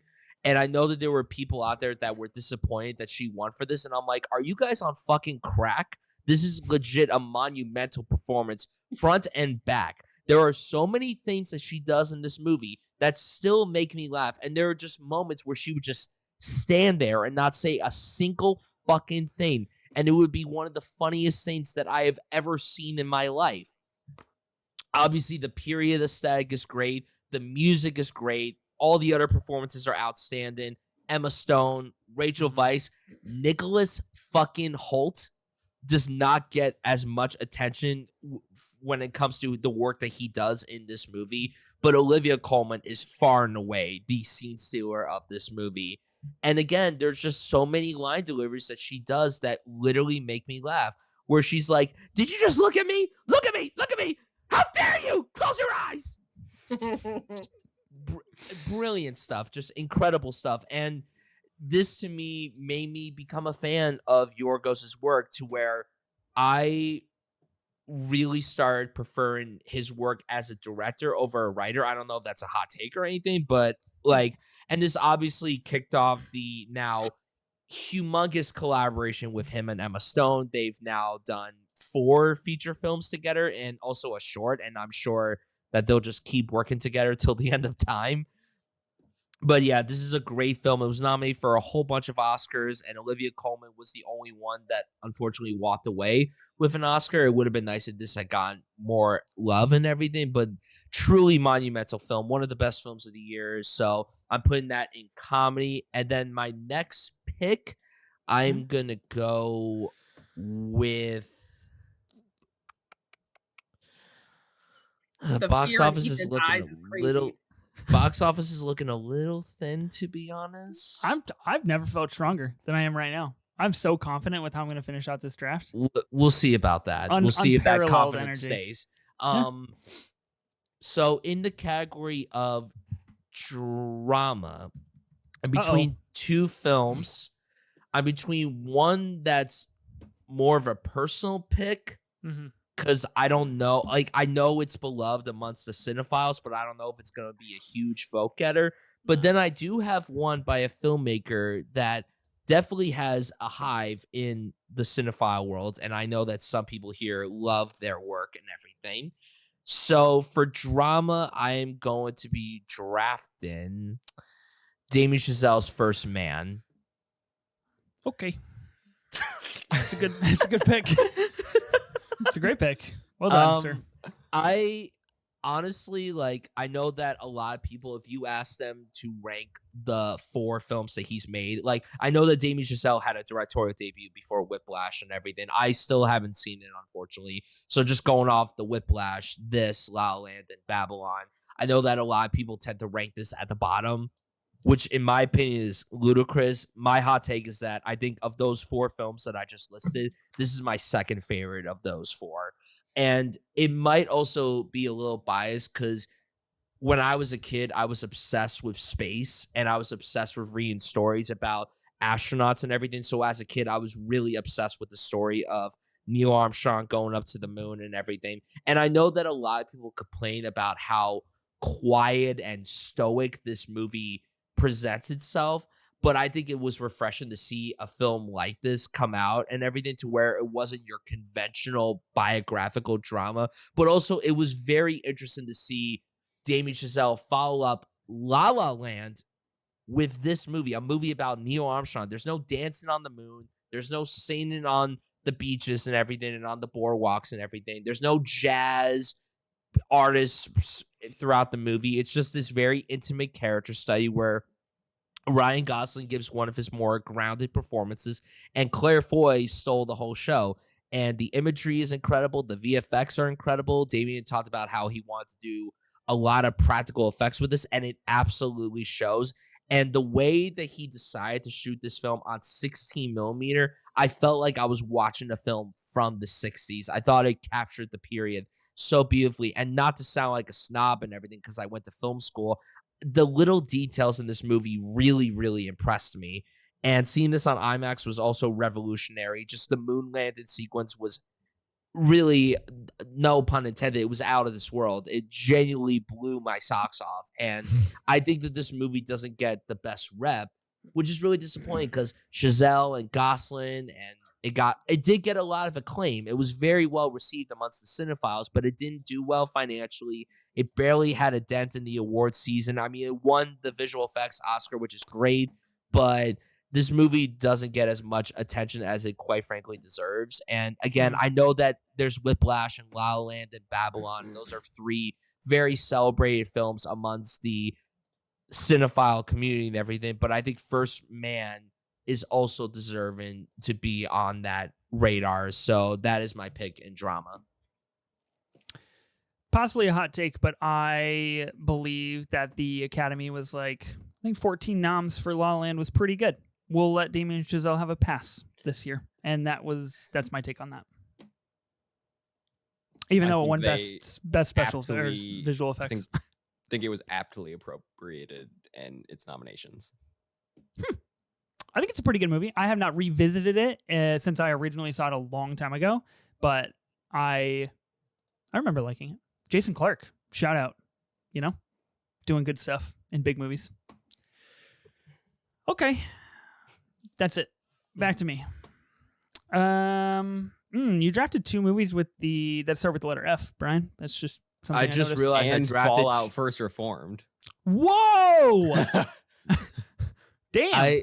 I just you gotta really wrap that up, Brian, with the Fs. I just realized I drafted 2 movies with the word first in the title. This is literally my agenda. Every time I come onto these, I have to draft 2 movies that have that start with the first. Why do you keep doing this? 20. It's kind of crazy. I don't even know. It's not planned. I promise. It's not intentional. What did I do last time? Logan and what was the other one? Logan Lucky. Yeah. So fucking weird. Well, I have crazy, Black Panther and Black Klansman. Oh, true. Wow. Okay. Like that. Let's see. You're different. All right. Let's see. I got to get action, horror, and drama off the board. Since Brian just picked up drama, you're the first one to crack into drama, though, Brian. What do we do? I think I have a good B pick for action horror that I don't think is on anybody's radar, so I feel pretty confident about that. In drama, I'm going to be taking I feel like similar to First Man in the fact that I feel like it's aptly underrated in terms of being talked about. I'm going to be taking Under the Silver Lake, the kind of mind thriller starring Andrew Garfield. Takes place in Los Angeles. A guy who his neighbor goes vanishing. That movie came out in 2019. Okay, let's relax a little bit here. God damn it! There it is! God damn it! All right, that's cool. Slam. It's cool. It's cool. It's whatever. Wait, let's check the releases. It is. 2019. April 2019. 19th, So, Letterboxd, I say to you, please fix your release date on movies. This is crazy. Came out the limited theatrical release April 19th of 2019. I Played like Cannes Under the and Silver Lake. Fantastic Fest and AFI Fest in 2018. That's Yeah, kind of crazy. Ethan, From what what are you gonna do? Well, from what I remember, it did play these fests, and I think it kind of had like a murky release schedule out It of was these supposed fests. to I come think it was, out that year. I remember It it was supposed was. to come out, and then they just pushed it back because they it had was no idea bought what by to do with it. A24 out of the fest, and they were originally slated to push it out. Okay, that's too bad. I like Under the Silver Lake. So in drama, I'm kind of screwed because that was my pick. That was the one. What do we do, guys? Crazy. Imagine I didn't double check that.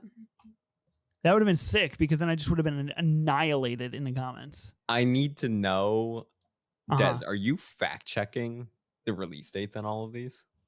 Because you came up with that so quick. It was fast. It was No, really but fast. When you said that, I said to myself, "That's not 2018." So I wanted to be You just sure before- knew. I You had wanted a little to sixth be sense. sure before I said something to you, unlike how you fact checked me on The Witch and you were wrong. And was wrong. Yeah. I don't remember that. We do. I'm back the tapes. I don't remember that. It's actually recorded and open to the public. Quite literally published. Okay, in drama, let me check the release date here. We got to make sure we're looking good. Uh-oh, not looking good? Okay, looking good. In drama, I'm going to be taking Bad Times at the El Royale, movie about 7 strangers, each with their own secret that get essentially put together in this hotel called the El Royale. And things happen. Things go crazy. Lewis Pullman, Dakota Johnson, Kaylee Spaney, Jeff Bridges, Cynthia Erivo, John Hamm, Chris Hemsworth, Nick Offerman, Shea Wiggum, kind of like the absolute kind of Assassin's Row before we knew it was the Assassin's Row.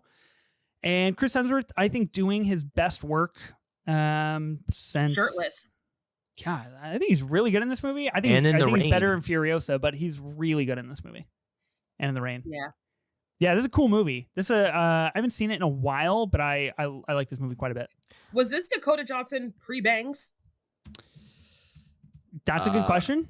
I'm not smart enough to answer that. Looking at the photos, Bangs.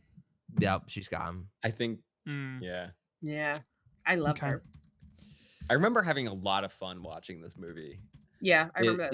It's been a long time, but Mhm. I just remember it being super surprising how entertained I was. Like I had no expectations going in. I just kind of threw something on and ended up like really enjoying it. Yeah. It and had it's- a very unique spin. It was like a Rashomon type of story, and Totally. I remember when I Yeah. saw it. Immediately when I saw it, I think I wasn't anticipating that. I was expecting one thing, so I was a tad underwhelmed. But it's a movie that I've been wanting to revisit ever since it came out.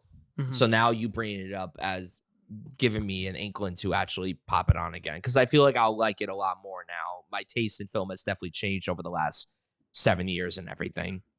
Yeah, me too. I feel like I remember having a lot of fun with it. It takes place in 1969. It's like a one night, one location thing, which is always really fun as well. Okay, that was my backup pick. Des, you got a pick. Mm-hmm. Yes.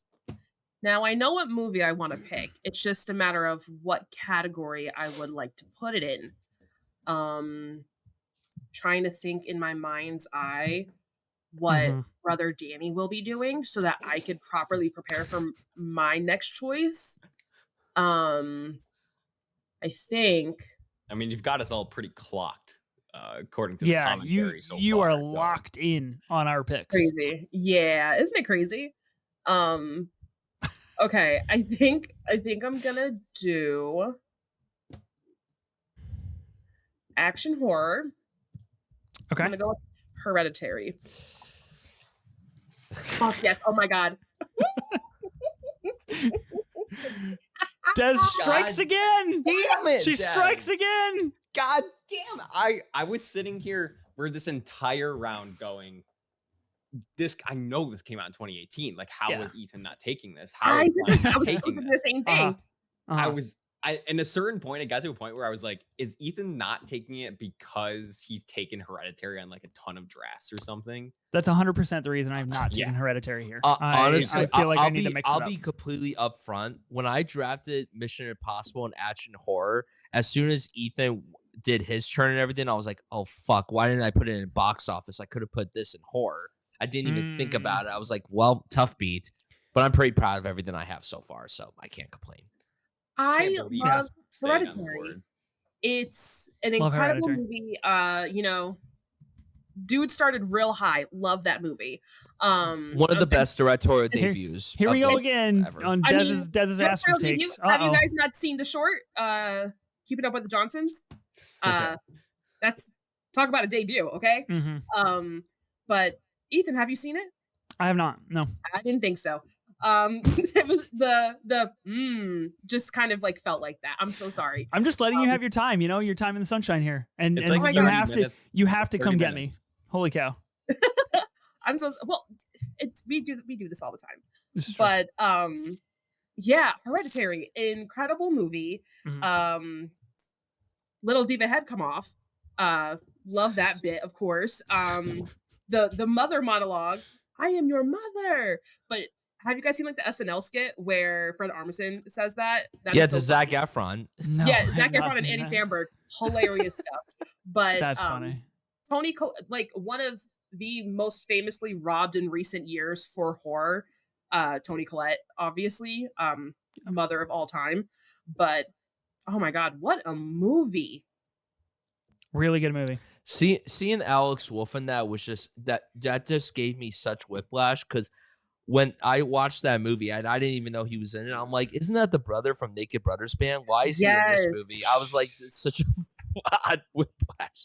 But now he's gone on to have this fascinating career and everything. And yeah, it's ridiculous that Toni Collette wasn't nominated. Honestly, if she had gotten nominated, you could make an argument that was the best lead actress performance of that whole year. Like, you could make an argument.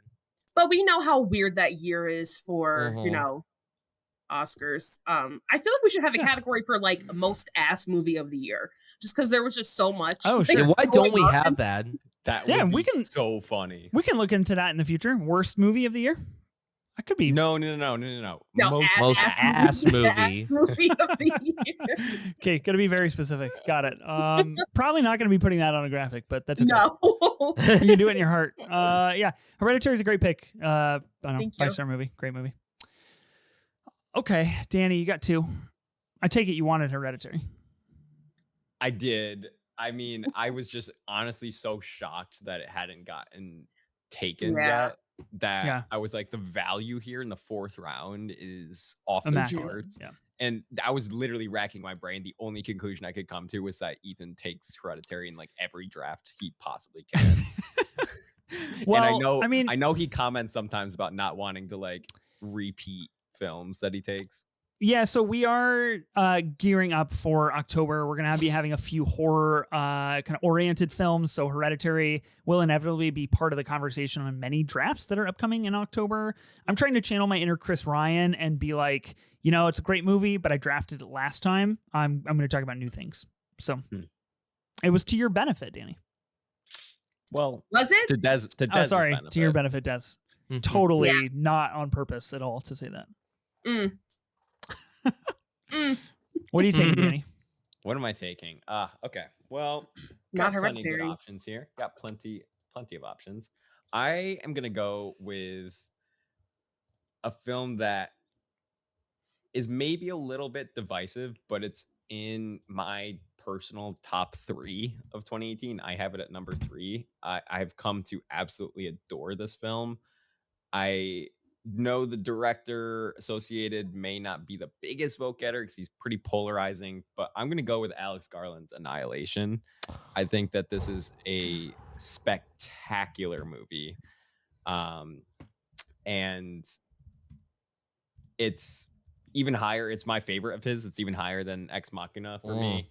I think it's just so well executed in terms of re-envisioning what the source material is, and the performances across the board are really wonderful to see these four women and how they exhibit these self-destructive tendencies and how that expresses itself visually. The art style of this movie, I think about the shimmer and how a certain character dies and how that translates to the biological environment that they're living in. Like, these are all things that I really, really love to think about and explore. And I find myself thinking about this movie a lot. So I'm going to go with Annihilation and action horror.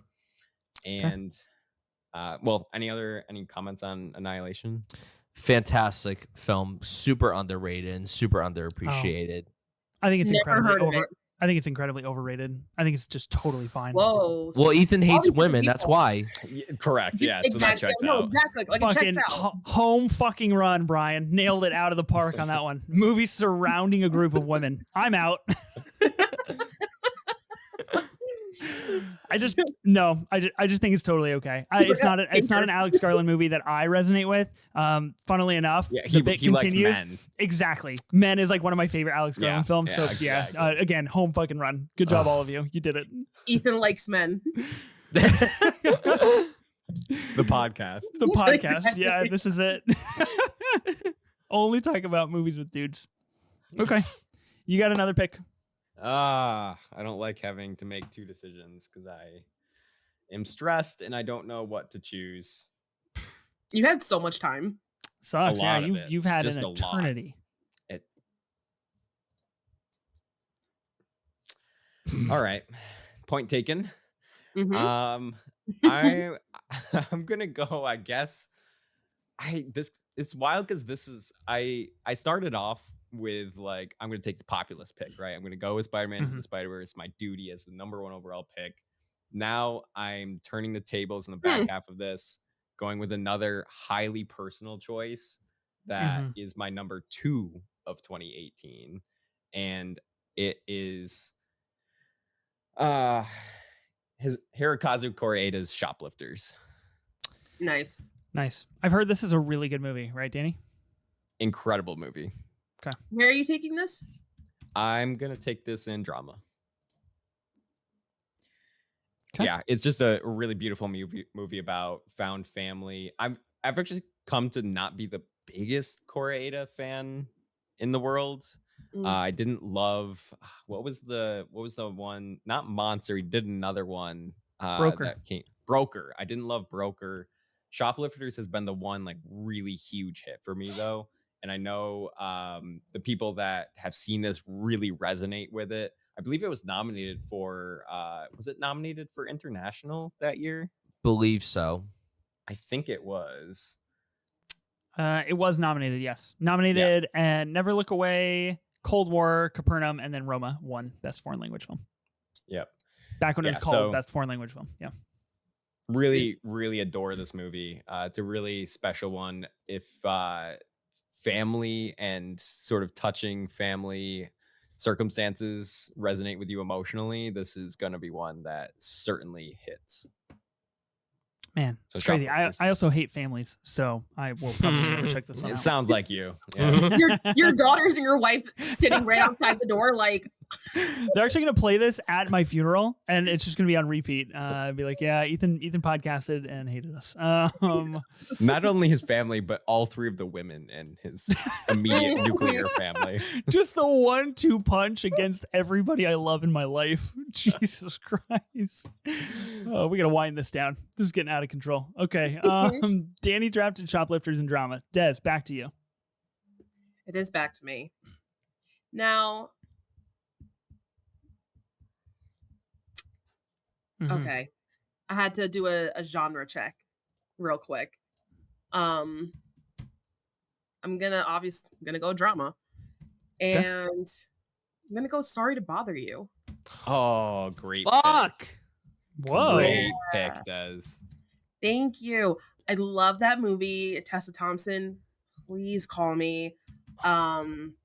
She's quite good in Hedda, by the way. Yeah, just wait till you see what she does in Oh Hedda. Lord, Des, Now you rubbing it in my face. Des, you're gonna love Hedda. Yeah. I'm really excited to see that. I'm like genuinely really excited. But it's such a fun, weird movie. I love movies that have a take on just like, the culture, and like I love a workplace drama. That's exactly what this is. I love the code switching on the phone. I think that's hilarious. Customer service days go crazy.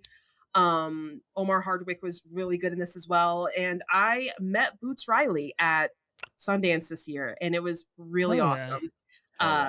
Literally really 2 seconds after I met Daniel Kaluuya, by the way, which was also kind of crazy. But a huge moment, huge movie. Lakeith Stanfield, I think is like an underrated actor, to be quite honest with you. Yep. Like he gets put in, if he's a lead in projects, it's usually a smaller film. If he's a side character, kind of like Knives Out or something like that, he's kind of being outshined by the other actors, although his performances are pretty incredible. Like he's a fantastic actor.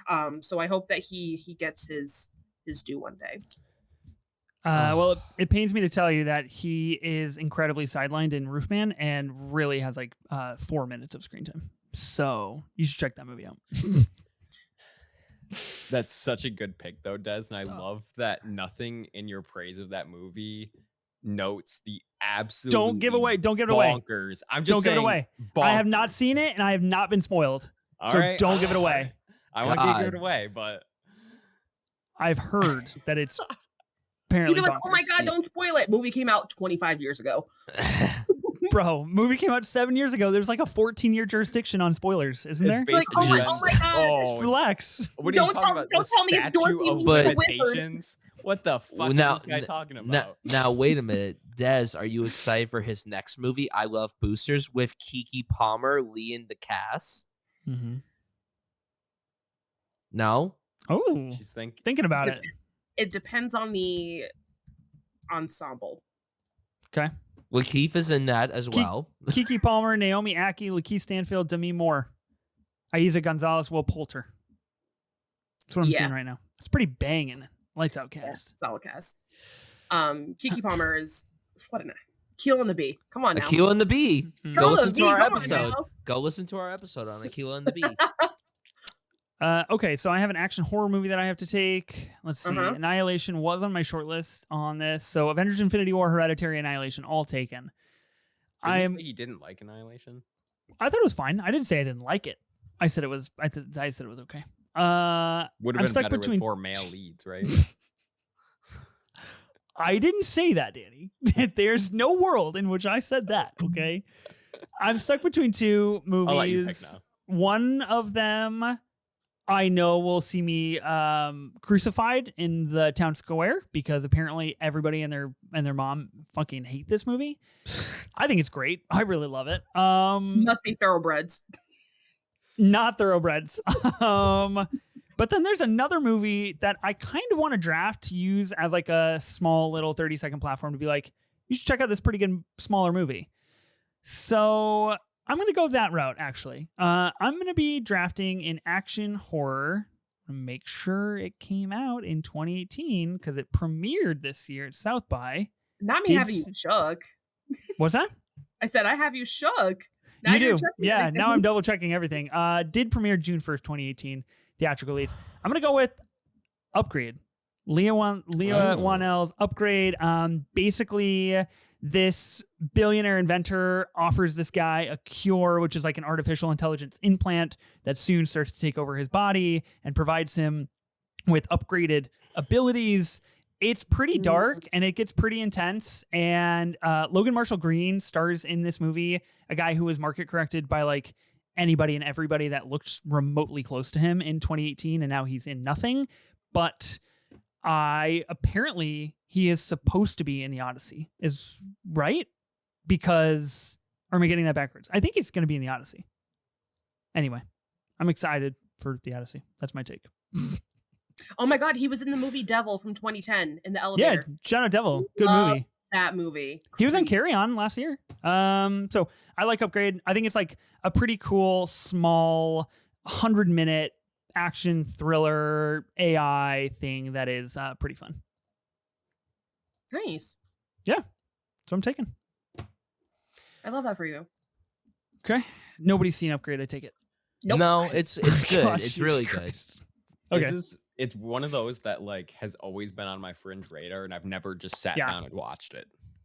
Yeah, I mean, I honestly, like, listeners that haven't checked it out, 100 minutes, pretty fast movie. So it feels quick. Okay. Available on Netflix right now. Okay. Maybe I'll watch it after this. That or First Reformed. Please watch Okay. First Reformed. You I've should been check begging out you for Upgrade. like a year and a half to watch. You should check out Upgrade and tag me in your review. Oh, me or Danny? Both of you. Okay. Brian, finish up your team. Okay. Next up, I'm gonna go with box office. Slim pickings, very, very fucking slim pickings here. Truly. Are you sure though, Brian? Because like so many movies made over $100 million. I can think of one movie that 35 films apply for this category. Slim pickings. My Yeah, ass. but I'm not like super passionate about any of them. That's the thing. Like the most passionate one I Sure. was Mission Impossible, but I had to take that into action. So, well, I chose to Had take it to. in action. Yeah. So, between two movies here, I could go with a sequel. I could go with a legacy sequel, or A legacy sequel. or I could go with an original film.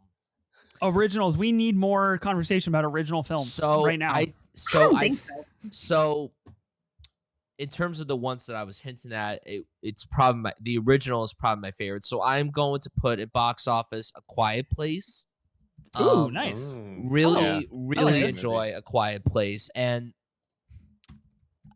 when I saw A Quiet Place, I had just started watching The Office for the first time, like literally for the first time.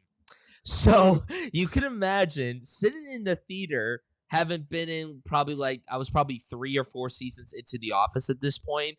So it will forever blow my mind that fucking Jim Halpert, of all people, directed A Quiet Jimothy. Place. Mm-hmm. And my favorite thing after the movie was Michael Scott wouldn't have lasted 5 seconds in this world. And that is the truth. He would not have lasted that long at all. No, this is honestly a really, really sick film. And, you know, John Krasinski decided to do that. This wasn't his first film behind the camera. He had directed a few films prior to this.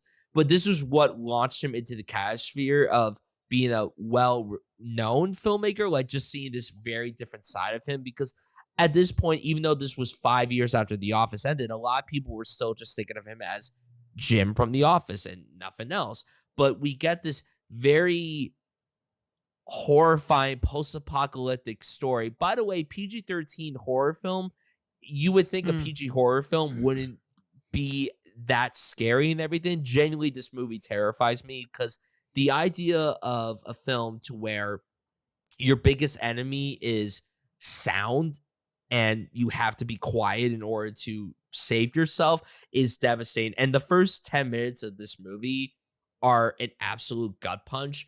And I've only watched this movie once fully, and then about 75% of it after, because when I revisited this movie before the second one came out, I skipped the first 10 minutes because I couldn't bear it to sit through those first 10 minutes and everything, because it's just so horrifically depressing watching the way that this film opens up. But it's such a unique concept. It's fantastic filmmaking. The sound work here especially is really outstanding, and the visuals are really terrific. And shout out the fact that John Krasinski decided to shoot this on film. We need more blockbusters to be shot on film. I think that that's a really, really special thing for me. And the idea of him making a film about family is also really special too.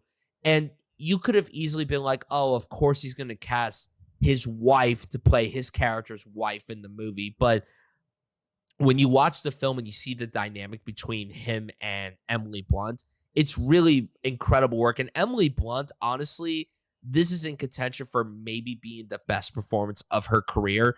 Being this incredibly protective mother, having so much to do, The sequence where she's walking down those stairs and she steps on the nail, literally one of the most pulse-pounding sequences that I've seen in years.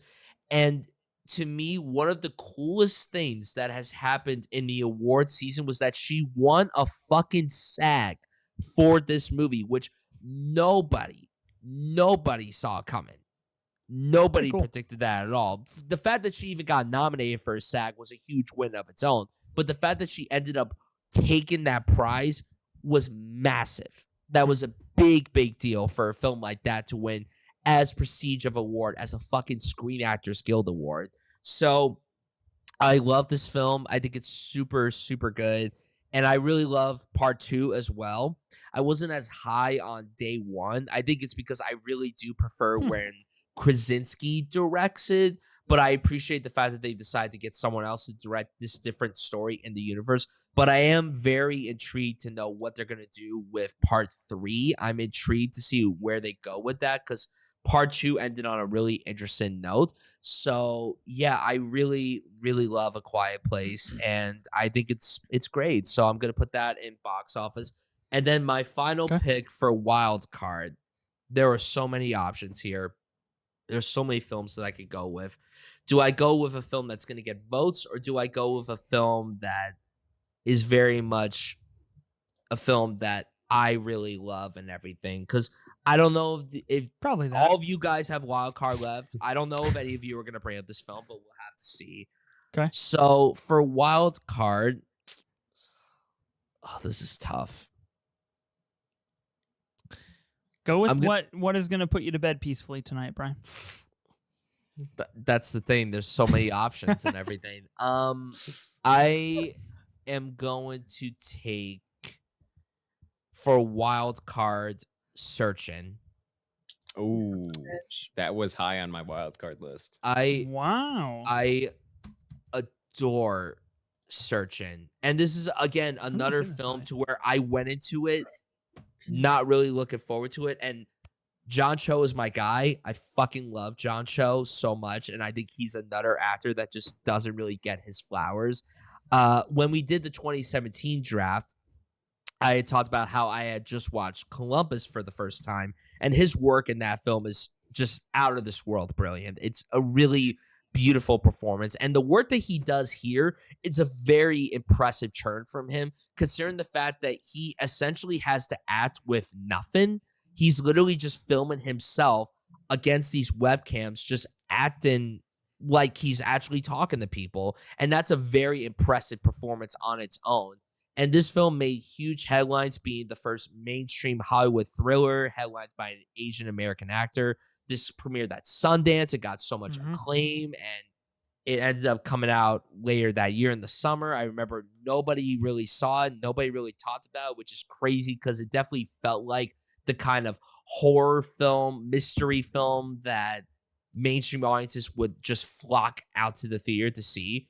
But the fact that we had this film entirely set on the screen of a computer and it was able to be super compelling just is a huge credit to the director and then, of course, the actors. I mean, John Cho isn't the only actor in this movie, but he's in pretty much every single frame of this movie, and he fires on all cylinders. It's a really wonderful performance on his front. And the fact that this movie was incredibly unpredictable, I thought I had an idea of where it was going, and there was all these twists and turns sprinkling throughout that genuinely surprised me. And you know what? I think that this film deserves way more recognition than it deserves. But I also want to point out a really cool thing is that at the Independent Spirit Awards, John Cho was nominated for Best Male Lead, which is fucking rad. Cool. I think that that's a very inspired nomination. So yeah, Searching, fantastic film. One of the best films of that year. I believe I had it, if it wasn't in my top 10, it was right outside my top 10 that year. So Searching is going to be my wild card. I would love to hear what you guys all think of Searching, because again, this is a film that really doesn't get as much fanfare as it deserves. I haven't seen it. I have no thoughts. Damn. I like Missing more. I haven't seen Missing. Whoa. 0 for 2. Tough. I haven't seen Missing. I like Searching. So funny. You talk about this movie taking place primarily on screens made me think of a movie from 2020 called Host, which is about 6 friends that conduct a seance over Zoom, which is another great like screen movie if that's something that you're looking for and interested in. Or what about War of the Worlds with Ice Cube? Yeah. Oh well, that's the haven't seen it. Film set on the computer screen. We are actually doing a War of the Worlds scene draft at the end of the year, so I'm kind of saving my first watch for my that. god! So, yeah, Quiet Place, good pick as well. I think that's a pretty good movie that spawned an unfortunate ego inflation for John Krasinski and kind of led to the downfall of his Hollywood persona. But nonetheless, I think A Quiet Place is pretty good. I think that movie, I wasn't like too like, I'm like middling on it. I think a little bit. I think with the first one, I'm just kind of like, why would you give your kid that noisy ass toy? Fair. It's kind of like you wanted him to go. When you drafted A Quiet Place, all that I could think was Noah Jupe is in this film, and people should tune into Hamnet coming out at the end of the year for Noah Jupe. Oh, that's all I'll say about that. The world ain't ready for what he does. Did you see that at TIFF too? Okay, that's Danny trying to take wins where I can get them. Des, that's all I'm talking about. Speaking about another win where I can get it in wild card, I'm going to be taking Mamma Mia. Here we go again. Fucking love this movie. Happy for you. It is helmed by women. I love women, and I also love the guys in this movie. I think this movie, while not as good as the first Mamma Mia, of course, it is really special to me. I own the 4K. I watch it with my daughters all the time. Cher is in this movie and has a great musical number with about 20 minutes left in this film. Fernando, what a scene. Oh, such a great scene. Amanda Seyfried, of course, being drafted twice today on this episode. First Reformed, now this film. And Lily James, I think Lily James is great. She doesn't always pick great projects, but she's really good in this movie. So no surprise for anybody there, but had to be done.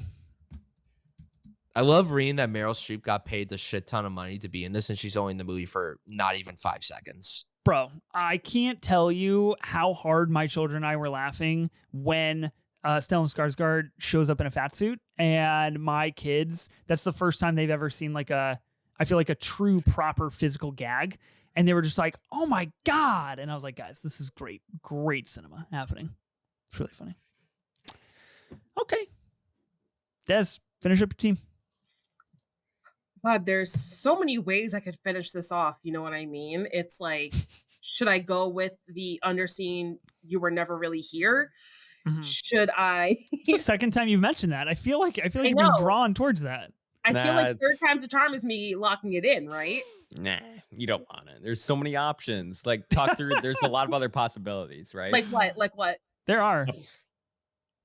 You could take. So many. You could take Creed 2. That's out there. You could take Suspiria. You could take Roma. I already Roma. Take Roma. Big film. You could take Fantastic Beasts: The Crimes of Grindelwald. That's on the board, Des. It's a crime that you would mention that to me. What? Like, movies. Talk about most ass movie. That would be. I was gonna say. I was like, there's no category for booty butt movie of the year. Contender for most ass movie. Crazy. Okay, I think.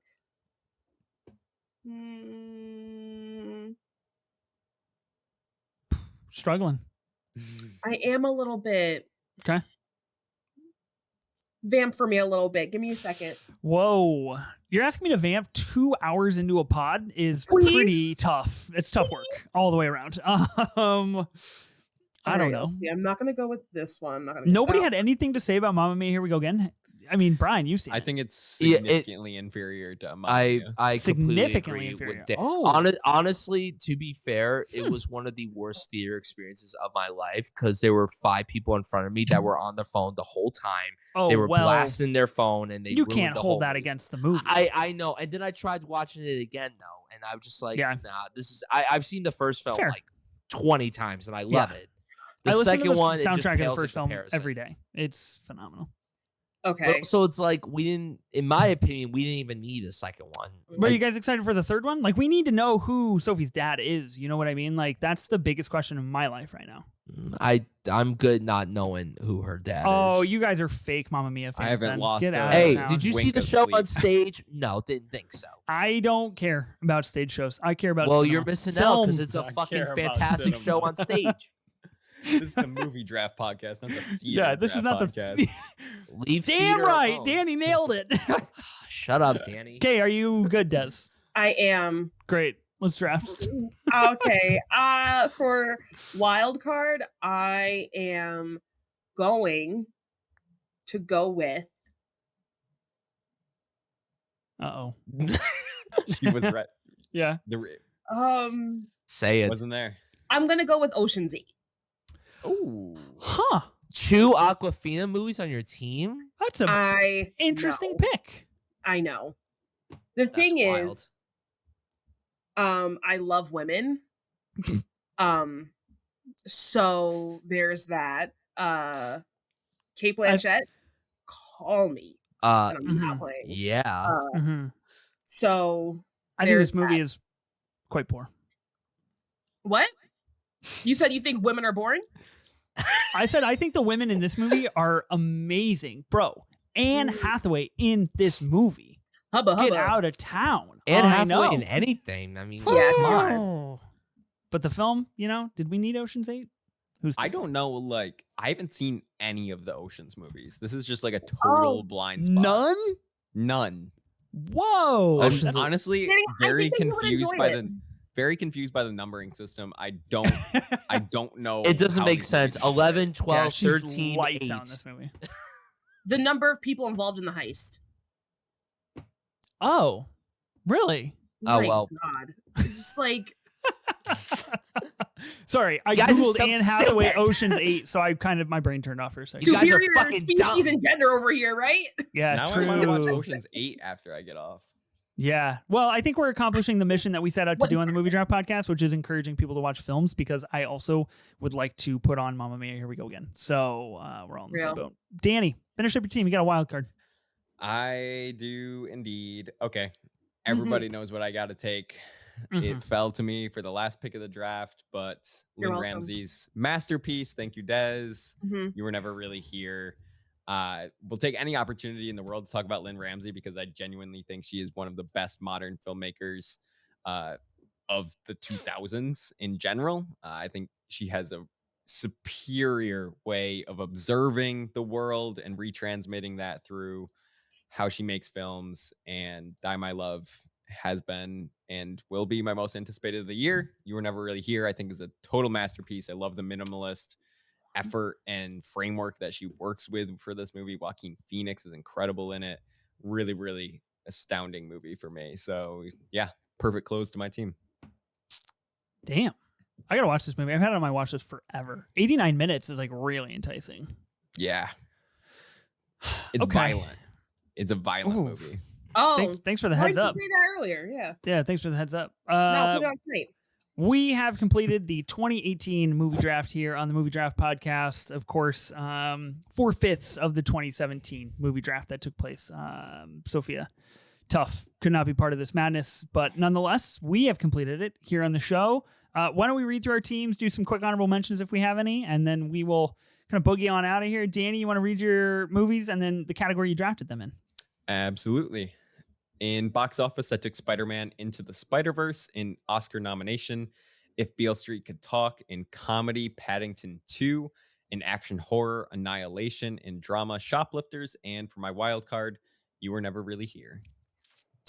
Des, what's your team? I've got Black Panther in box office, Crazy Rich Asians in comedy, Black Klansman in Oscar nom, Hereditary action horror, Sorry to Bother You in drama, and Ocean's 8 in wild card. I picked up Avengers Infinity War in box office, Game Night in comedy. In Oscar nom, I drafted A Star is Born. In drama, I grabbed Bad Times at the El Royale. In action horror, Upgrade. And in wild card, Mamma Mia, Here We Go Again. Brian, what's your team? In Oscar nom, I drafted First Reformed, action horror, Mission Impossible Fallout, comedy, The Favorite, drama, First Man, Box Office, A Quiet Place, and my wild card went to Searching. There's some tough truth that I might be realizing here. I think Brian's got a good shot at a repeat. Yeah, I think so which too. I'm not feeling really great about, but it is nobody's fault but my own. The first Reformed and Mission Impossible Fallout double pick. I will land on that sword, and I will take that for all of us here today. I should not have allowed that to happen, frankly, and I think that's pretty weak stuff from me. In terms of honorable mentions, mid-90s. Des, you talked about mid-90s in a pretty disparaging way, a movie that I actually really enjoy. We all know you do. I know. I'm sure you do. I know people love that I love mid-90s. Like not a single woman to be found in that film, so that's pretty cool. In action horror, I talked about being up in the air between Upgrade and another film. The other one that I was thinking about taking was Ready Player One for action. I love Ready Player One unapologetically. I know that Ben shares the same sentiment as me, but there are not many of us out there in the world. Of course, we kind of joked about Vice. That movie was on the board. Roma also on the board here for Oscar nom. And then, box office, just a ton of IP slop kind of in the worst ways. The couple things that I think worth mentioning, Solo, A Star Wars Story is out there. I like Solo. I think it's pretty good. I think obviously mired in production, and not many people stand by that. But nonetheless, I like it. And then The Last Jedi came out 2017. I know people probably stunned that this wasn't drafted, especially by me, but I was... Right? It came out in 2017. Well, what does that matter now if it's 2018? Oh, yeah, that's true. Well, I just try to draft The Last Jedi whenever I can. Typical. Any other honorable mentions for any of you? Yeah, there were a few, but I think like the main one I was kind of toying with for wild card and just kind of going based off of people that know it is Minding the Gap. Fuck yes. So good. It's so good. I know that movie has some like really strong fans for it. Oh, it's amazing. It's so good. Incredible. That obviously Thoroughbreds, Anthony Elgin, R.I.P. And in like a joking way, like if there was a category that was like booty butt movie of the year, Game Over Man with the cast of Workaholics. I love those guys so much, and that movie is so funny to me. That's really funny. We're not gonna be cool as shit getting arrested by the LAPD. Do you listen to Kendrick Lamar? I love that. I love that you know the movie. I haven't even watched it, but I'm obsessed with the trailer. I watched the trailer on loop numerous times. I love Adam Devine so much. Yeah, no, I love that trio of workaholics. I love that so much. I love Workaholics guys. They're hilarious to me. So it's a fun one. One more line.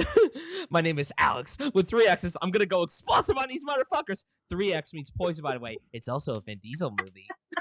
I have never in my life seen someone quote a movie that they have not seen. Out of control work from Brian, really. That was remarkable stuff. Truly. I don't know why I've never seen the movie. Brian's probably watched the trailer enough times to make up for the time he would take him could have watched the movie. No, exactly. To be fair, the trailer did give away everything. So yeah, of course. I'm like, I've seen enough. Oh boy. Danny, do you have any honorable mentions to toss out? Yeah, there were 3 that were sort of left on my list that I was considering at the end if someone did snag you were never really here. Blockers, I want to give a shout out to. I think that movie is hilarious. Okay. John Cena, phenomenal performance. Shout out, I love Ike John Cena Barinholtz. doing Thank comedy. you, Sal Saperstein. Like he was so funny in that movie.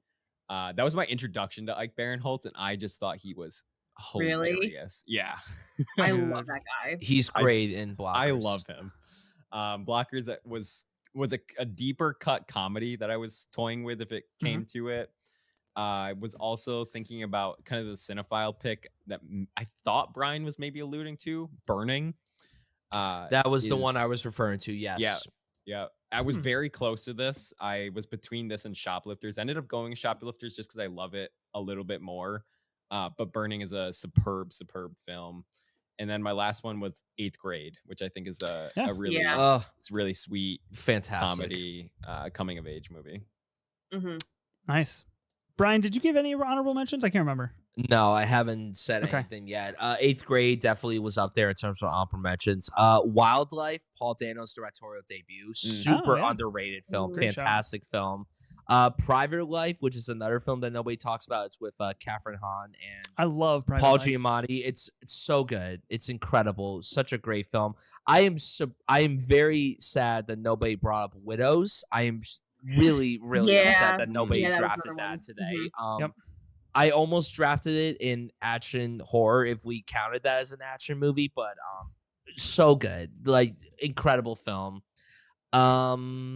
Suspiria, Luca Guadagnino's Suspiria. I'm a big fan of that one, but that Luca's just my guy. Creed 2 was very close to being drafted in box office, and then just a plethora of wild card matches. I'll fly through them quickly. Love, Simon, Won't You Be My Neighbor? Won't You Be My Neighbor? So what? Not a Love, Simon fan? No. Oh, well, tough beat. I love Simon. Won't You Be My Neighbor? Mr. Rogers Stock, incredible stuff. Blind Spotting, one of the best films of that year. I was really close on Blind Spotting too.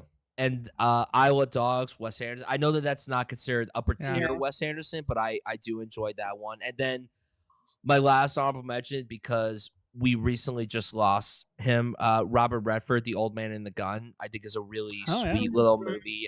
Great swan song for him. Just a reminder of why he was the incredible pioneer of acting that he was, like literal movie star persona that he was able to still carry all the way until his 80s, which is just a really incredible achievement. And if anyone hasn't seen it, it's a really tiny film. David Lowery directed it, and it's really fun and very sweet. And it's just a reminder of why Robert Redford was just one of the greats and everything. Nice. Yeah. All good shouts. I was going to say, I'm surprised nobody talked about Wes Anderson. A year in which we got one Wes Anderson movie and not a single mention until 2.5 hours into the pod. Not up there for his best, but certainly I don't really one mess of his with that worst dude. sounds. That's fair. Yeah. Totally understood. Okay. We've done it. We've completed the 2018 movie draft. I feel like I have been part of a torture experiment for the last 36 hours. That's where my brain is at this very moment. Because I was there. Nonetheless, I appreciate all of you for being here. Thank you, Brian, Des, brother Danny, for joining this episode of The Draft. Brian, if people want to find more of you, where can they find you at? You can find me on all socials at Brian Suffield. You can find some of my writing and podcast contributions over at The Rolling Tape. And then you can subscribe to my podcast, Life Moves Pretty Fast, on a podcast platform. Des, what about you? If people want to find more of you, where can they find you at? If the people want to find me, they can find me on Instagram, Letterboxd, and Twitter at Movies with Des. That's Des with an S. And also my podcast called What's On Tonight, where I talk about cinema. And Danny, what about you? If people want to find more of you, where can they find you at?